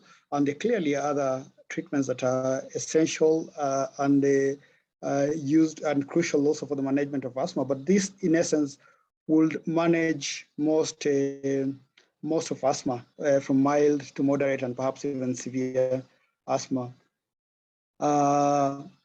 When it comes to choosing treatments, you want them to have certain qualities, and you go through first individualizing the treatment to the patient. So you want to have the right molecule or molecules given the patient's disease, the patient's staging of the disease. So the molecule as indicated needs to be correct. And it needs to be safe. So most of these treatments are safe. You need to involve the patient in decision making, and they need to accept the safety profile as opposed to the benefit they're going to get from medication. And they need to work. So clearly these are treatments that have gone through randomized controlled trials, phase 3 trials, and they'll be working, and that's why they're going to be in the market. But they also need to be effective. They need to have intrinsic features to the treatment themselves and to the devices used that the patient is able to use and use safely and use effectively as well. So the patient is able to use the device, use it correctly, and get the drug delivered where it needs to work. They need to be able to afford the medication. And remember, it's not just a one-off prescription, it's going to be a prescription that they're going to be on for a while. They may go up or down the steps, but they will need ongoing treatments forever or for a very long time, even if it is just on an as-needed basis. So they need to be able to afford the treatment for that long. And there needs to be ease of adherence. Now, some inhalers have quite prolonged durations of action, and they can be used once a day. So some need a bit more frequent dosing, and you need to consider that when it comes to offering treatment to a patient. Is a patient open to having a once a day dose, or will they take a twice a day dose? Will they take a PRN dose?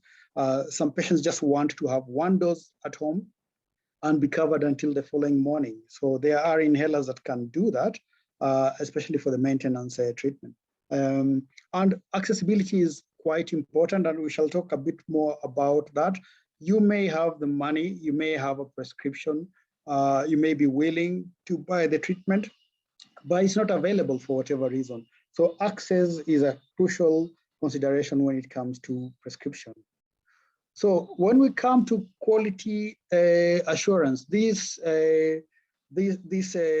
in essence is based on fidelity. The product is what it says it is. It does what it says it does. It meets the specifications.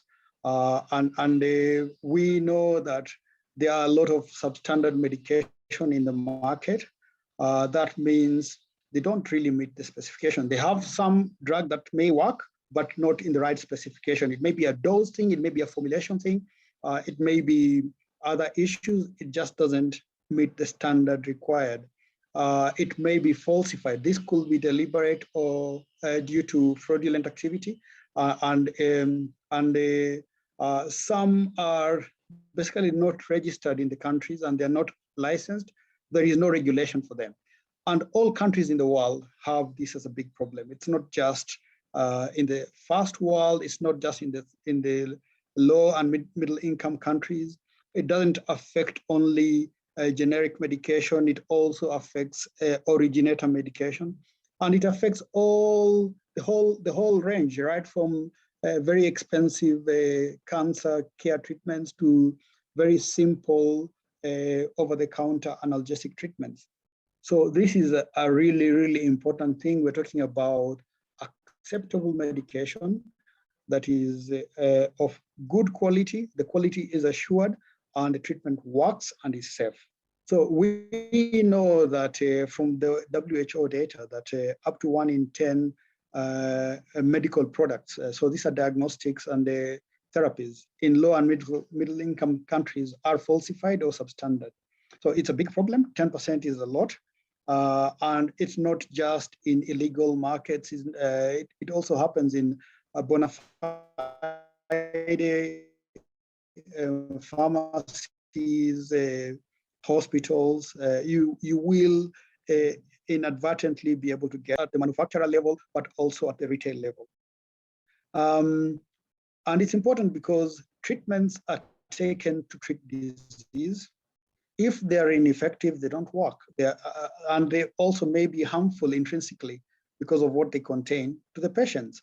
And the WHO and the many governmental bodies have now signed up to the global surveillance and monitoring system, so that there is surveillance for falsified medications, for counterfeit medication, that these are identified and removed from the market, and action taken to prevent this from happening.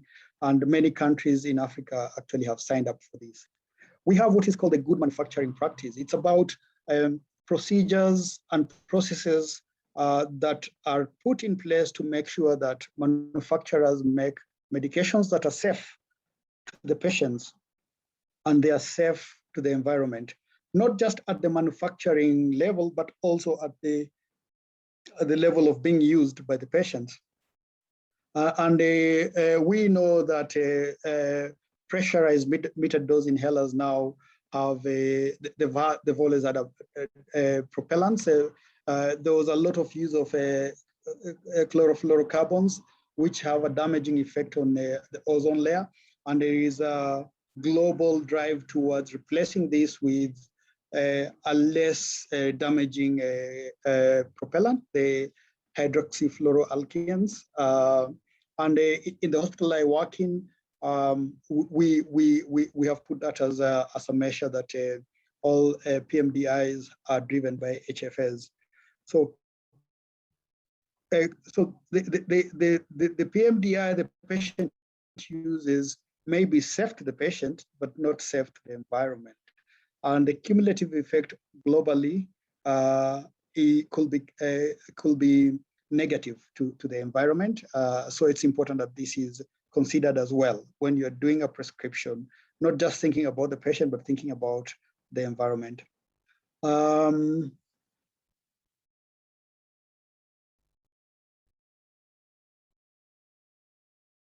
Sorry, my slides are stuck.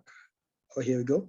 So the good manufacturing practice here in Kenya, we have the the Pharmacy and Poisons Board that is charged to the responsibility of licensing and regulating medicines and diagnostics within the health system. Their importers, all distributors, use medication that are manufactured in compliance with a good manufacturing practice. For foreign manufacturers, they want them to have one local agent who has a blanket power of attorney and who is responsible for distribution across the country. They require a free sale certificate from the manufacturing country, or at least a certificate of a pharmaceutical product that then is will be one way of checking that the manufacturer, the foreign manufacturer, adheres to the good manufacturing practice. Each product needs a separate application. Now, this is probably a good thing. It can be a bad thing when you think about red tape and bureaucracy and the rest of it. But that is there, and it has been put there for a good reason. So there are fees that need to be paid, and the license is valid for 5 years. Now, all countries in Africa will have different ways of going about this, some more elaborate than others, some more stringent than others. So we talked about access to asthma medication. I think it's important, and there are many barriers. There are many barriers to access. It's important, and it's been talked about earlier on in the day, today, and it's been alluded to in one talk. Sorry, the two talks ahead of mine. We know pharmaceutical industries are there primarily because of profit. They're primarily there. They are answerable to their shareholders. They have to make a profit for their shareholders. They clearly also have healthcare and well-being close to their hearts. That's why they are there. But we mustn't forget that if the profits are too low, then they'll leave the market. If they can't make profit, they will leave and go elsewhere. So these are important things. Things like licensing, ease of doing business, cost of doing business, actually eventually drive up costs. They drive up costs of medication, and that will reduce profit, but that will also reduce access of medication to people. There are challenges like inequitable distribution of medication, and there is a paper that was published work done by Dr. Bruce Kirega and his colleagues in Uganda that was shown earlier on, showing that medication is not equitably distributed in Uganda. We know that to be the case in Kenya. We know that to be the case in almost all countries in Africa. And there may be political reasons for that. There may be logistical reasons for that. There may be financial inequities that dictate that as well. There are cultural barriers that may make certain medication not accessible to people. So there are, as we heard from one of the speakers, Dr. Bruce Kirega, I think some patients, because of their knowledge about things and their attitudes, it affects practice. And children, for instance, might not have access to inhalers just because of what the parents know, or what they don't know, or what the parents believe. So these are important barriers to access to medication. If you have effective medication and you don't have access to it, it won't work for you. So this is the work done by the Uganda team, and you can see that ICS inhaled, so ICS LABA, ICS monotherapies, and inhaled subamonotherapies are perhaps fairly well accessible or available in the 4 study regions, but the first 2 seem to be not as equitably accessible to all the regions. And I'm sure that is going to be the same in Kenya if you did a similar study. However, the government in Kenya has come up with the essential drugs list, and there is a governmental agency that is tasked with providing essential drugs to all governmental healthcare institutions across the country. It has had its own challenges, but I think what I'm proud of is that we as healthcare practitioners, we as respiratory physicians in Kenya have had a say in what goes on that list. It's not by any means exhaustive, but this is what we have for asthma. So we have an ICS in a PMDI format. We have an ICS formoterol in a DPI format. We have ICS LABA. Well, you could say ICS formoterol is an ICS LABA. We have SABA and SABA ICS as well, both in a PMDI and a nebulized format, and all the rest. So, and this should be accessible across the board to all governmental healthcare facilities in Kenya. I think this is the right step forward. We need to make this list bigger, and we need to make these medications more affordable for obvious reasons that are going to come to the fore now. So on the left, there is a chart that is adopted from or adapted from a paper looking at cost of care, asthma spread and cost of care in Europe. So all the countries in Europe, and I use this to illustrate 2 points. One is that the vast majority of asthma is primarily mild or mild to moderate. And I think this holds across the board, not just in Europe, but across, in most countries. There'll be the vast majority are going to be mild cases and moderate cases as well. But the cost of care increases with severity. So what does that mean? The poor people who cannot afford asthma care will have worse, they'll have worse control of their asthma.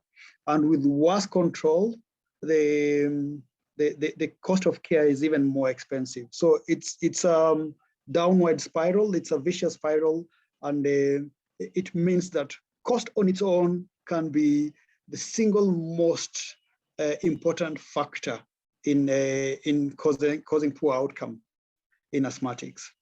Okay, and if you could just ensure that ICS formoterol, ICS LABA, and SABA are available depending on which track you go on, and ICS, if you could just ensure that those four are available in good and in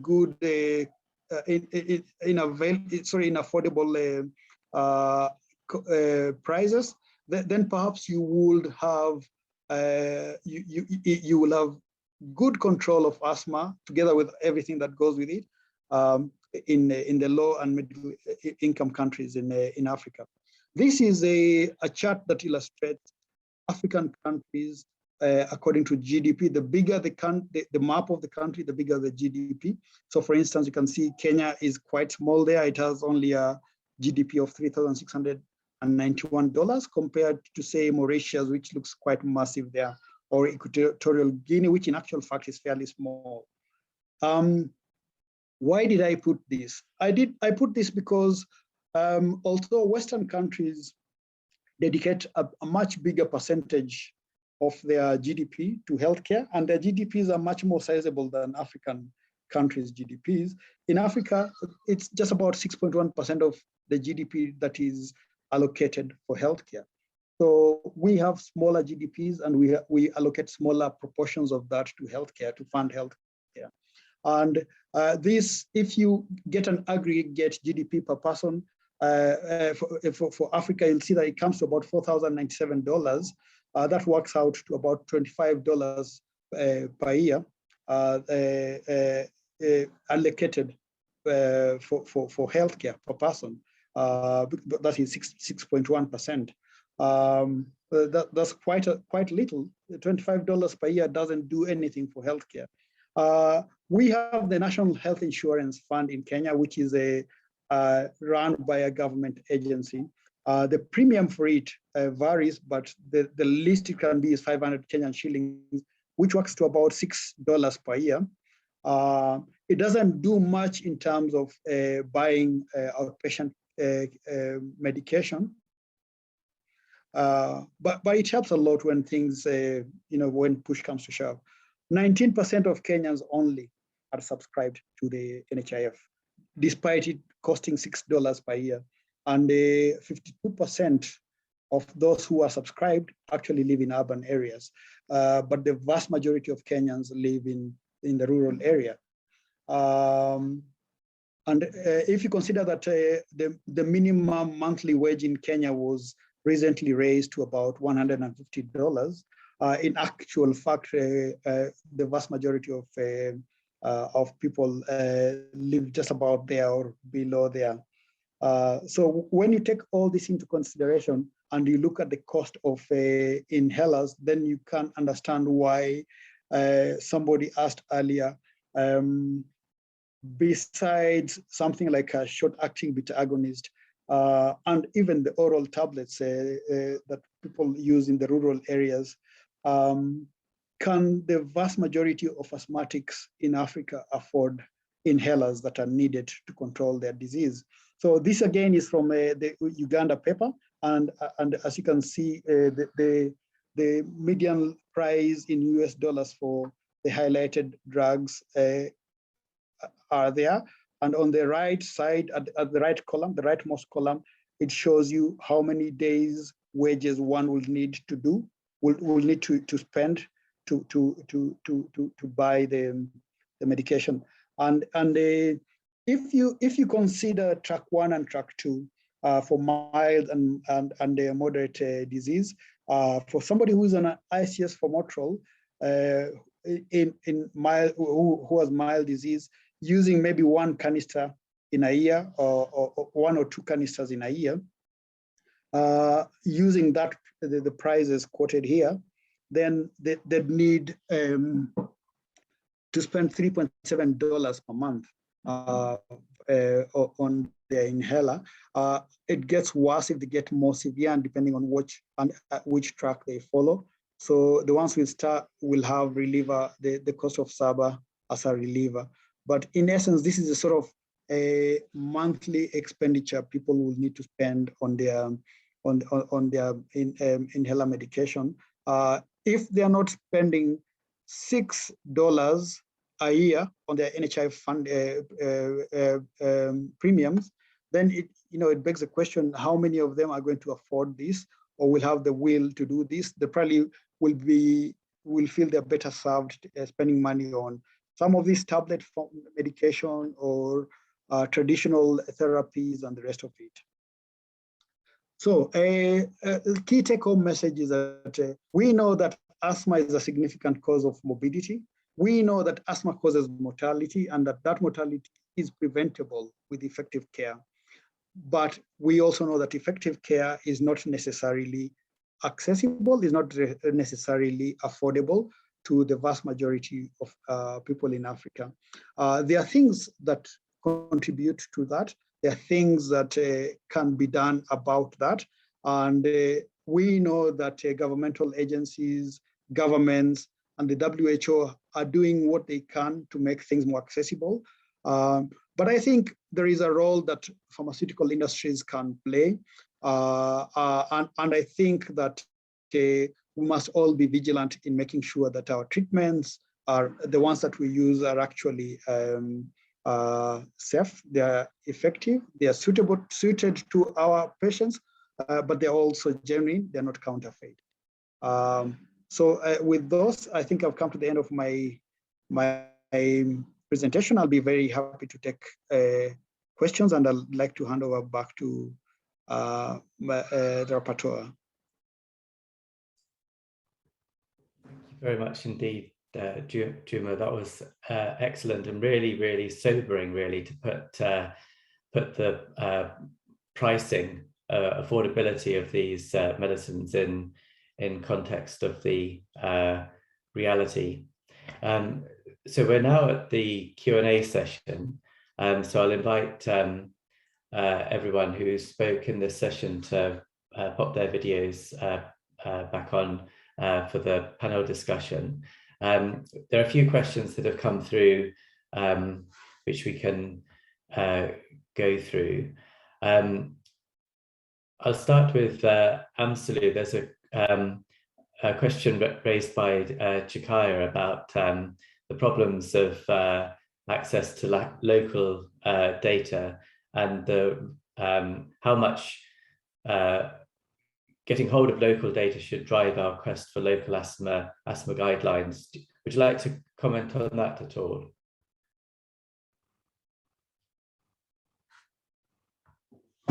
Amsalu, you're muted if you're talking, but you're allowed to think for a moment. Thank you, Kevin. Really, this is an important question.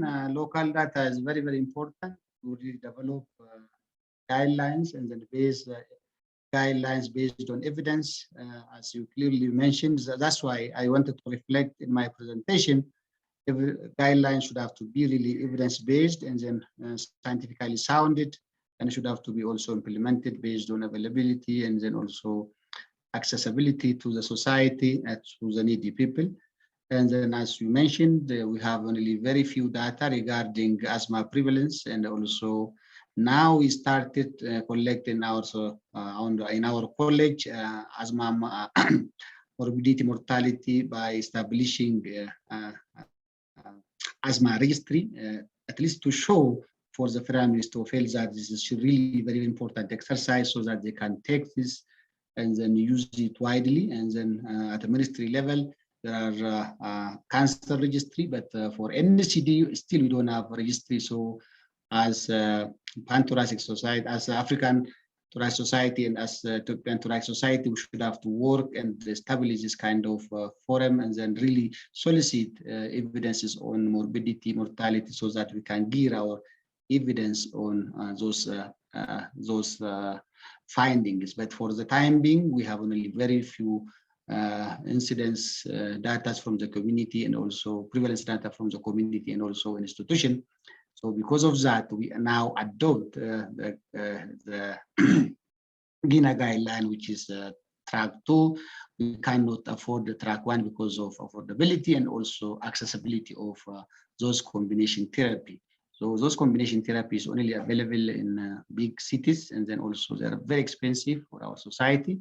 So at public domain now, we have only beclomethasone, which is available. And so that's why step 1, step 2, we base our management, particularly for primary health care, on beclomethasone, and then we move forward and see how we will go. And then the Minister of Health also agree now to really have those medication on board for public domain in the future, and then they take it the responsibility to avail those things. And then in terms of diagnosis, we also move much because ministry agree now to provide peak flow for all primary healthcare facilities, and also to provide spirometry for hospitals and above, for general hospitals and above. And then that is what we are working on. And then they are now purchasing those spirometries and also peak flows. So based on those findings, we may really go hand by hand establishing evidences for our patient. Thank you.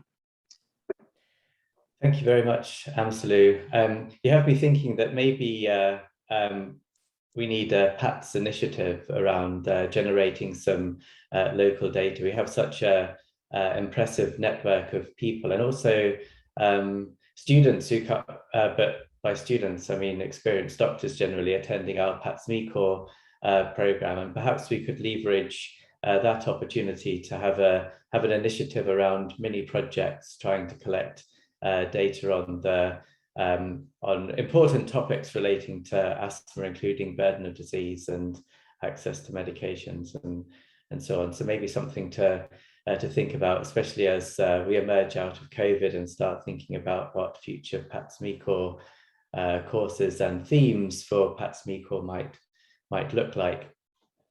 Thank you. So Juma, there's a question for you about as well as advocating for affordable medications, what about add-ons like dose counters, which it's pointed out notably often aren't there for affordable brands, but is that a price worth paying? What do you think?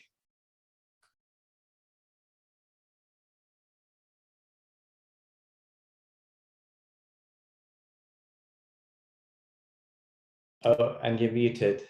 Sorry. I apologize. So if you think about track one mild asthma, when people are using ICS formoterol on a PRN basis, they have no credible way of keeping track of their usage unless they physically do it on a calendar that I've used one dose and they know how many doses they have to begin with. So those counters are important for that reason.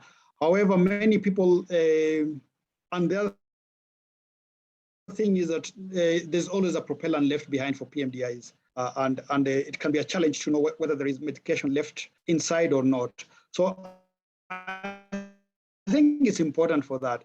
But if you consider how much more expensive the device becomes with a dose counter as compared to when it doesn't have a dose counter, I think you can't find a way around it. If it affects access to the medicine, then it might not necessarily be a price worth paying. I think it's definitely important, but I think there are ways around. Thank you very much. And I guess that's the beauty inherent in the individually self-directed anti-inflammatory reliever therapy is that the reliever is used as and when it's needed, providing immediate benefit and providing the anti-inflammatory treatment. And from the nice but simple analysis you did, Juma, of the costs, it's encouraging that the affordability of that anti-inflammatory reliever approach with ICS formoterol might be better than the other options. And I think actually that kind of analysis would benefit from being done in a formalized way. So I think that may well be key to making the argument to the policy and decision makers. Here's an approach that's even more effective, empowers the patient, and will save money. That would seem a very compelling argument to me. So thank you. So there are a few other questions. So there's one here for you, Uju. It's about access to peak flow meters and spirometry. The question's more about Kenya, but I think it's more generally, if you're working in a perhaps poorer resource setting in a public hospital, what you're meant to do then, how are you going to get access to peak flow meters and spirometry? And there's a further question, which is about giving a snippet of the challenges in asthma diagnosis to children under 5. And I'm wondering if that might be a bit too much to ask of you. And I think Rafilawe's had to rush off, so we might have to leave that one for another day. Yeah, thank you, Kevin. I think the challenge with availability of peak flow meters is the demand. You know, there's Africa, there's always a business side to every product. If we request, if there is a demand for peak flow meters, peak flow meters will become available. The more the demand for glucometers increased in Africa, glucometers are readily available even at the smallest pharmacy in the neighborhood. And that's because there's a demand. So I believe if we begin to request and make a case for it and show patients the value, one, patients will begin to actually demand to own the peak flow meter. And if a quarter of our patients can own the peak flow meter, then the hospital sees the value in stocking peak flow meter, and then peak flow meters become readily available. So I think what is needed really to increase availability is request and demand for the facility. Then over time it becomes more available. For access to spirometry, generally, I'm sure in Kenya, the major hospitals do have a spirometer, particularly the public hospitals and then some private hospitals. But if we, as a society, and build these networks and pass the message along and identify, and those are the things when we're talking about local guidelines and domesticating our guidelines, if this becomes part of our local guideline and actually identify those hospitals or those facilities that have this facility access, then during the training programs, we don't just say use spirometry. We say in Kenya, if a training is going on in Nairobi, we say after this, we have access to spirometry at hospital A, B, C, and D. And I think over time, we'll be able to build the required knowledge within the network of doctors. Thank you. Thank you, Uju. I've always thought with asthma being such a clinical diagnosis that to some extent, if it looks like asthma and sounds like asthma, it probably is asthma. Same thing if an animal looks like a horse and sounds like a horse, it probably is a horse, apart from in Africa where it might be a zebra. And I guess that's the challenge, is to know how and when to use diagnostics carefully to tell the difference between these different things, but also the extent to which we need to be very pragmatic and just perhaps focus a bit more on getting to the point where we can get people access to medication that, if it's effective and helps symptoms, prevents exacerbations, and is affordable, people will continue to take. And if it does none of those things, they will no longer take it. And I think that's a lesson from probably all diseases, but certainly from asthma, that concordance with medication is very limited unless it's very much providing a benefit. So part of me does wonder whether we can kind of overcome some of these issues by taking a highly pragmatic approach in some circumstances, and focusing on getting access to anti-inflammatory reliever therapy, and letting people loose on using it as required, potentially regularly and as required, in accordance to the benefits it provides. I wonder what you think about quite such a pragmatic approach. Yeah, while I agree that a pragmatic approach is important because you're saving lives always, and that's the focus of medical care. It also, we're also talking about pragmatic approach to diagnosis, to improving confidence in diagnosis. So again, it kind of speaking to the same thing. So rather than us prioritizing and seeking spirometry as such an important tool in the asthma diagnostic pathway when it comes to objective assessment, perhaps we need to focus on something that actually helps right there and then in confirming the diagnosis. So if we prioritize peak flow as the tool, if you think it's asthma, it sounds like asthma, it's probably asthma, and I can tell you here and now that this is actually asthma by performing peak flow pre and post bronchodilator. And if we use that medication that you're proposing, for example, which is rapidly acting, for example, budesonide and formoterol in the clinic, and demonstrate to the patient objectively the improvement in the peak flow, I think that sells the medication even more strongly, because then they can see the numbers. In addition to how they feel, they actually have an objective assessment that this medication is actually effective. So I think it adds to it. Thank you. So a couple more questions. We'll stop at quarter past and then ask Catherine to give her piece from Get's Pharma perspective. So Bruce, one for you. Do you know of any countries in sub-Saharan Africa that has developed a public education program that addresses the issues that you have raised? And if you can you weave into that your answer access to psychosocial support as well? Thanks, Bruce.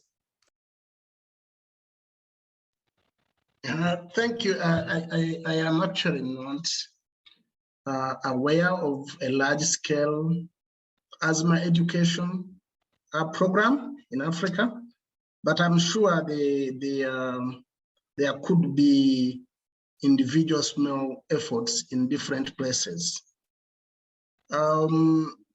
What I think maybe we may need to start thinking about, probably through organizations like PATS and other national societies, is creating these education materials, which people could download from maybe a website or distribute through the ministries of health. So people have some materials to use in education, even what are they called? Posters, which can be put in the clinics, such that we try to work on these misconceptions and increase the education of the patients. But like I said, I think also creating a system where we can encourage health workers to take off time to educate patients probably is the free something that is available that can be given to everyone. Now, psychosocial issues in asthma, definitely they must be, they are there. This is a chronic disease which is not curable. Putting up with using all these medications, moving around with inhalers, especially in young people. The burden of the psychological impact is there. Only that, like my review has shown that we have not paid attention to this area of asthma care for a long time. Probably we need to start doing so. Thank you very much, Bruce. And so I think we're just about there. I wonder if Anne Irungu is on. I wonder whether you might wish to add anything to Uju's presentation about in response to the question about challenges of asthma diagnosis in children under the age of 5.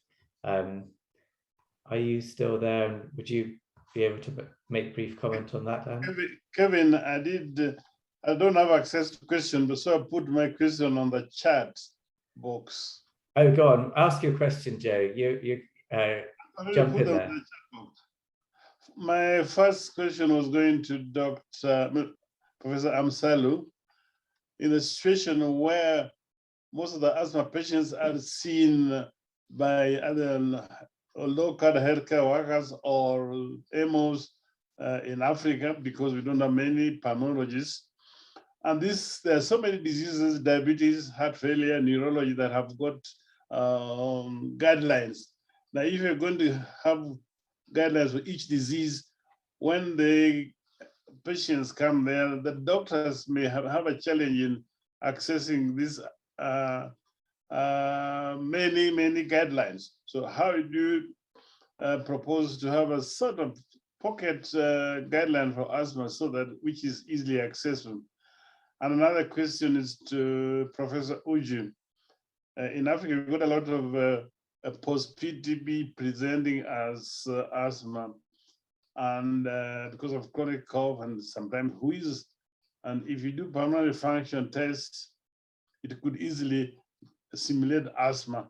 How would you differentiate these cases? Thank you.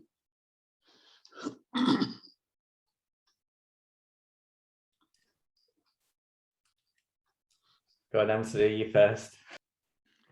Okay, I will start. Thank you. So thank you, Joe. Really, this is an excellent question. I fully agree.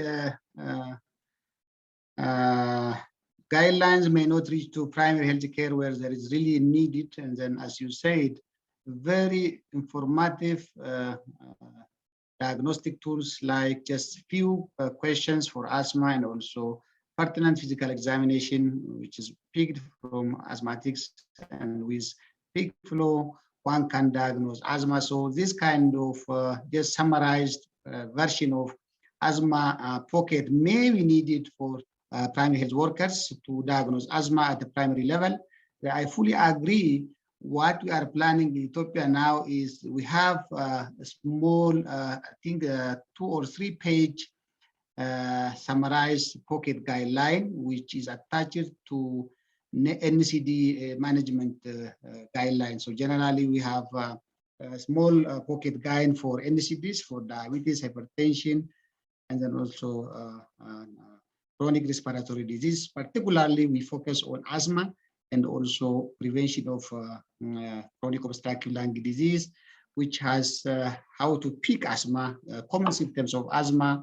And also our next plan is also to put spirometry and peak flow for those primary healthcare workers so that they can really pick asthma and diagnose. And then otherwise, if you really give us guidelines, most of the guidelines are not reaching. And then the plan is to work with disease prevention, control of Ministry of Health, and also Ethiopian Thoracic Society with branch, and also Internal Medicine Society and pharmaceutical societies, pharmaceutical companies. They are agreed to really help us in distributing those pocket guidelines so that they are available at primary health care. So I fully agree. Implementation is a major challenge, not only producing. So we plan that, and then also we put some fund for just putting those in needy places. Thank you. Thank you, Amsalu. And then Uju, I think yours is the other question, and then we'll finish the Q&A there. Thank you.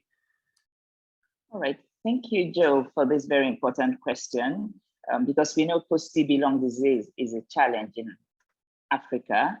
However, the basics of clinical care, which is a history. So a history of previous TB will help us to know if this airway obstruction is related to TB. And we know that if there's a history of previous TB, it fits the definition of post-TB lung disease. And but I think, again, talking about pragmatism regarding to what Kevin said, the important thing is will the patient benefit from treatment? If a patient demonstrates lung function features of variable airflow obstruction, regardless of if it's post-TB, if it's asthma, I think the pragmatic thing here is to give bronchodilators and anti-inflammatory medications. So really, but if this is post-TB lung disease, then we can get that from the history, just the basics, the way if we follow through, then we suspect that this airway disease, which is recognized to be part of post-TB lung disease, may be associated with post-TB, but the treatment largely remains the same. What about Uju, where we have quite a few asthma, some of them been treated with steroid in the past, and they may develop TB due to that? Post-TB lung disease is a recognized risk for future TB as well. And in making that diagnosis, I think the first thing is always to exclude active TB by conducting the regular routine test. And it's when we've done that, we now say this is actually post-TB lung disease. Thank you very much. So that was a great, great set of questions and answers and talks leading to those. If I might then just invite Catherine Marimbo from Getz Pharma to give her piece, and then I can make some closing remarks. Over to you, Catherine. Thank you, Professor Motma. We have been working with several doctors for a long time, and we felt that it's high time that you get to know us as Getz Pharma, who we are, our DNA, what we represent, and even we are going as far as telling or showing our hand in terms of how we plan to expand so that we can make sure that all these concerns where it comes to the pricing of our product or reducing the price of the brands that we are giving to our patients through you, of course, can be able to go down. So ladies and gentlemen, kindly allow me to share with you our corporate, Getz Pharma corporate presentation. So please confirm for me if you can see what I am sharing. Yes, we can see that. It's not on slideshow yet. There you go. Perfect. All right, thank you very much. So we are Getz Pharma, and we would like for you to know more about us. And in this presentation, I'm going to take you through the introduction to our company, our competitive edge, our market leadership, investments, as well as growth, our awards, and where we stand at as our social responsibilities, and how you can even get in touch with us if any of the time comes and you need to. So Getz Pharma is a research-driven branded generic manufacturing company with a global outlook. And we are the second largest pharmaceutical company in Pakistan. We are the largest pharmaceutical exporter as well in Pakistan, and the second largest taxpayer. We are the largest employer and investor in the pharmaceutical sector where we are headquartered at Pakistan. So these are just a few pictures to show you where we are at. So this is the picture of our head office. Just a few pictures about it. Our meeting rooms, our healthcare clinic, which is also based in the factory itself, our cafeteria that holds a very large number of people, auditorium.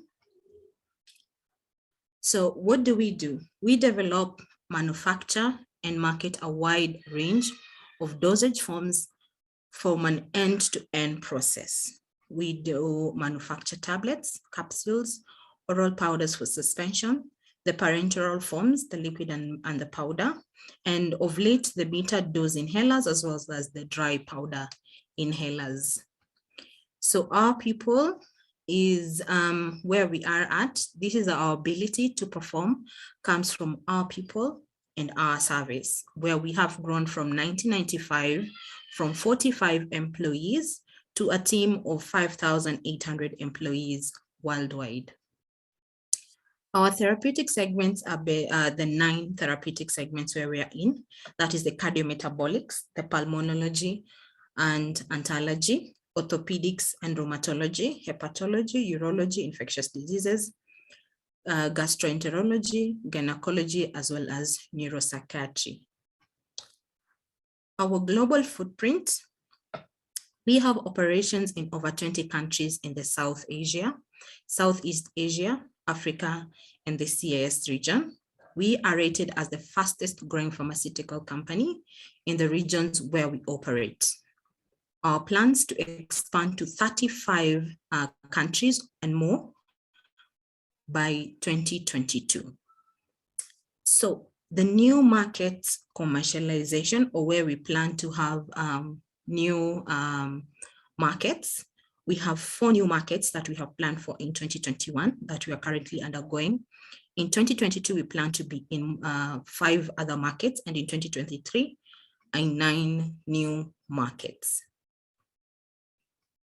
So those are the 2021 markets, where we're planning in 2021 to be involved in Cote d'Ivoire, Uzbekistan, Thailand, as well as Azerbaijan. In 2022, we're planning to come to Senegal, Mali, Republic of Congo, in Uganda, and Belarus. In 2023, we even have more, such as Niger, Burkina Faso, Ghana, Togo, Cameroon, Ukraine, Moldova, Nepal, and Kyrgyzstan. Our competitive edge, what allows us to expand globally? One of the things that is really helping us, or that is core for us, is that our state-of-the-art manufacturing facility that is accredited by the World Health Organization.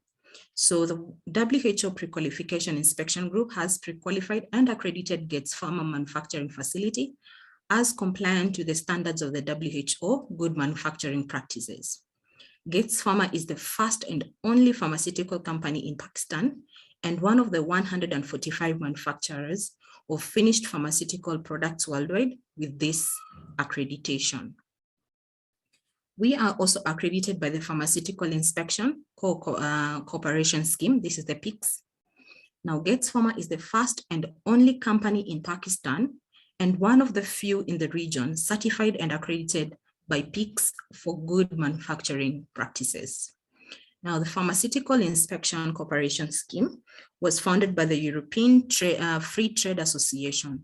It is presently comprises of 52 participating authorities, including the US FDA, the European Medicines Agency, the UK Medicines and Healthcare Products Regulatory Agency, as well as the Singapore Health Science Authority, among others that mutually recognize these GMP certifications.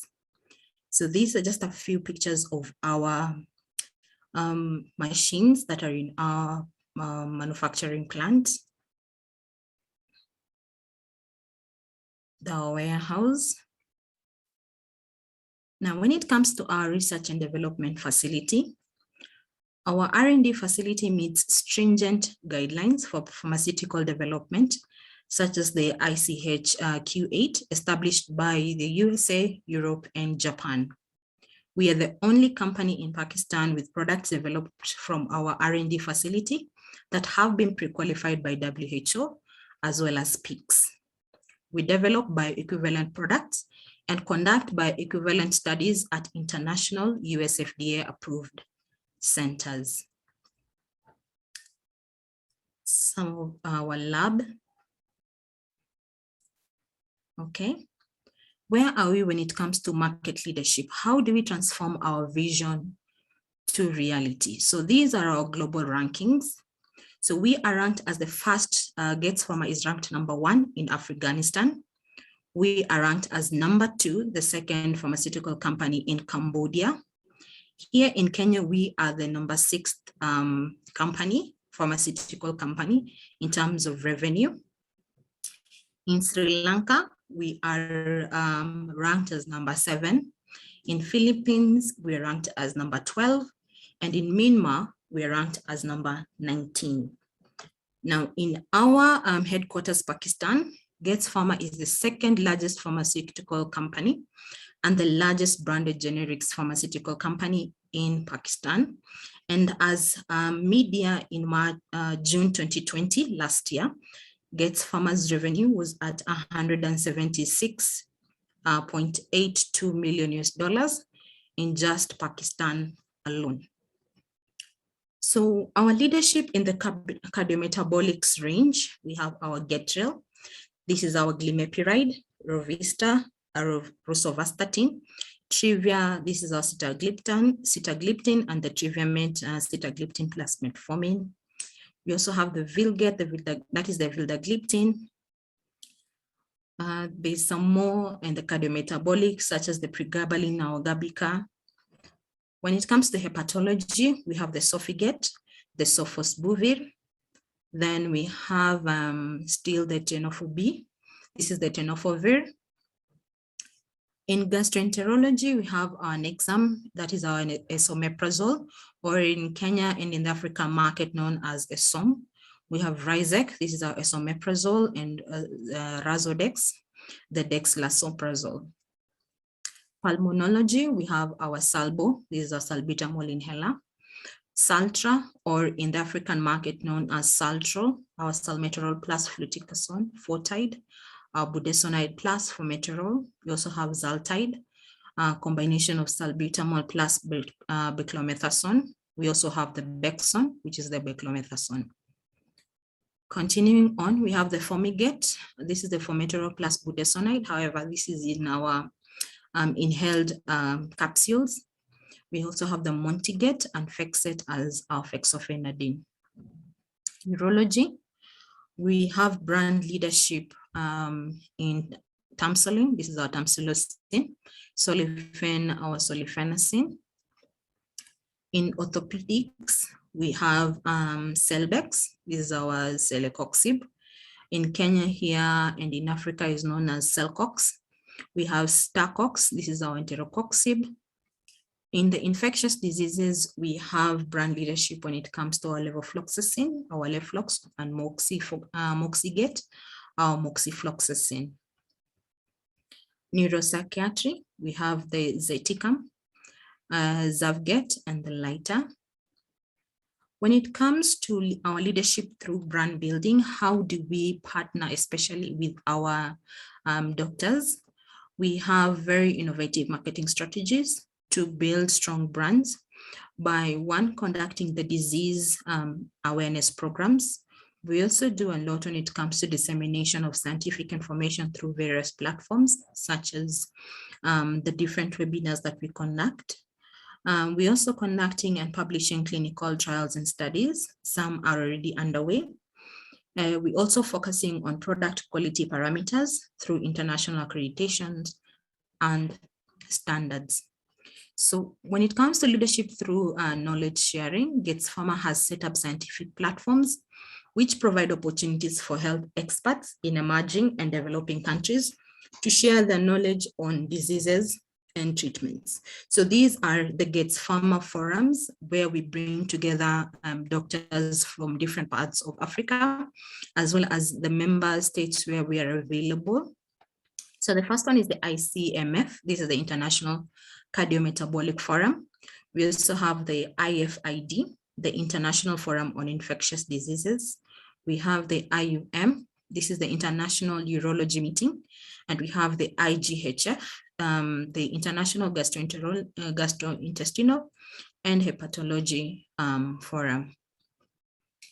Our investments and growth, what are our plans for the future?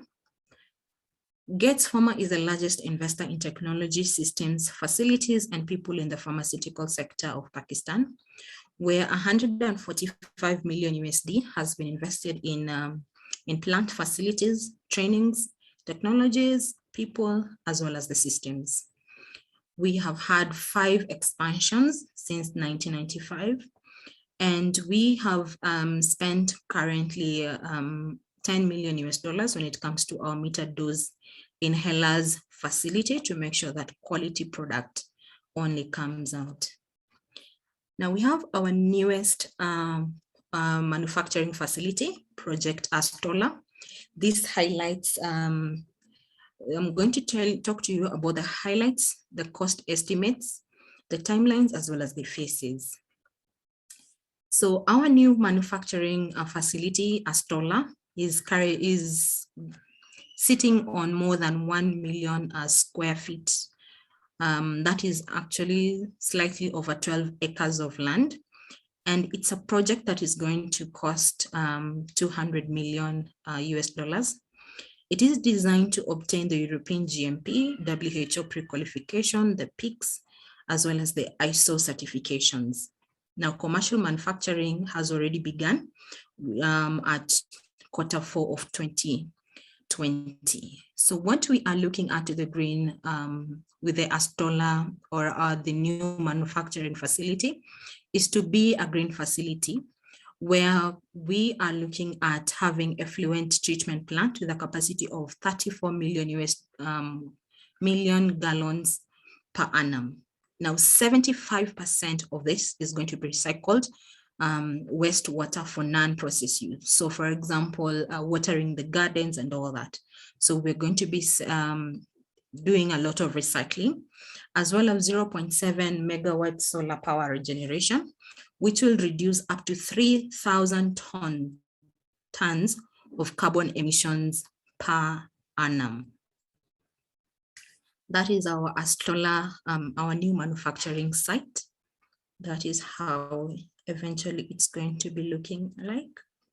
Now, when it comes to our awards and recognition, we have been recognized when it comes to being the highest exports, the recipients of the Federation of Pakistan Chambers of Commerce and Industries Award for the highest exporters of pharmaceuticals from Pakistan. And we have received this trophy from the President and the Prime Minister of Pakistan for 14 years consecutively. We have also won the best environmental health and safety compliance certificate, where the first prize recipient for the best practices in environmental occupational safety and health in the food, FMCG, and the pharmaceutical sector. So the environment, health, and safety team provides a workplace safety to reduce hazards for employees as well as visitors who come by. So here we won the best industrial theme garden, where we received the first position for the Japanese theme garden by the Horticultural Society of Pakistan. We achieved this by planting 10,000 perennials and seasonal plants in 25 varieties to promote greenery, nature, and create a serene work environment. So when it comes to our social responsibility, what do we do to give back to the community? We share our success through our corporate social responsibility initiatives, where we have initiatives such as the health for the underprivileged. We also do one of our social corporate responsibilities in education and skills for building in the football club for the underprivileged in Pakistan.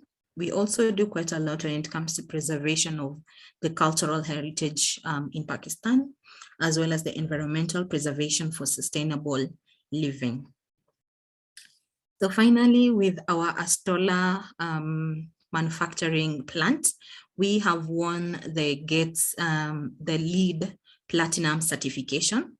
So Gates Pharma's new manufacturing facility, which is the Astola, has been awarded South Asia's first LEED Platinum certification for pharmaceutical plant by the US Green Building Council.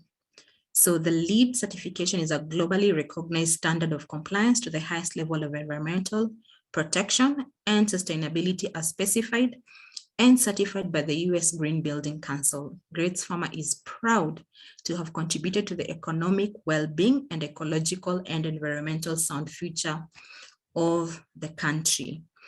So with the Astrola manufacturing plant, since we're going to be looking at the economies of scale, we are also hoping to make sure that the prices of some of our brands or most of our brands will also go down, as much as we are ensuring that the environment is well taken care of by ensuring 75% of recycled wastewater and reducing up to 3,000 tons of carbon emissions per year. So this is us.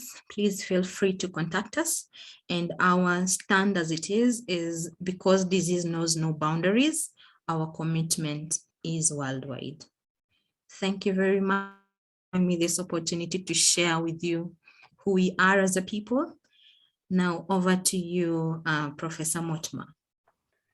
Thank you very much indeed, Catherine, and thank you to you and to Getz Pharma for sponsoring this symposium. I hope everyone's enjoyed it and got a lot out of it. I'd like to say thank you to everyone who's attended this and contributed. Our speakers who have done a fabulous job, who have put a lot of effort into creating these talks and doing so well with their presentations.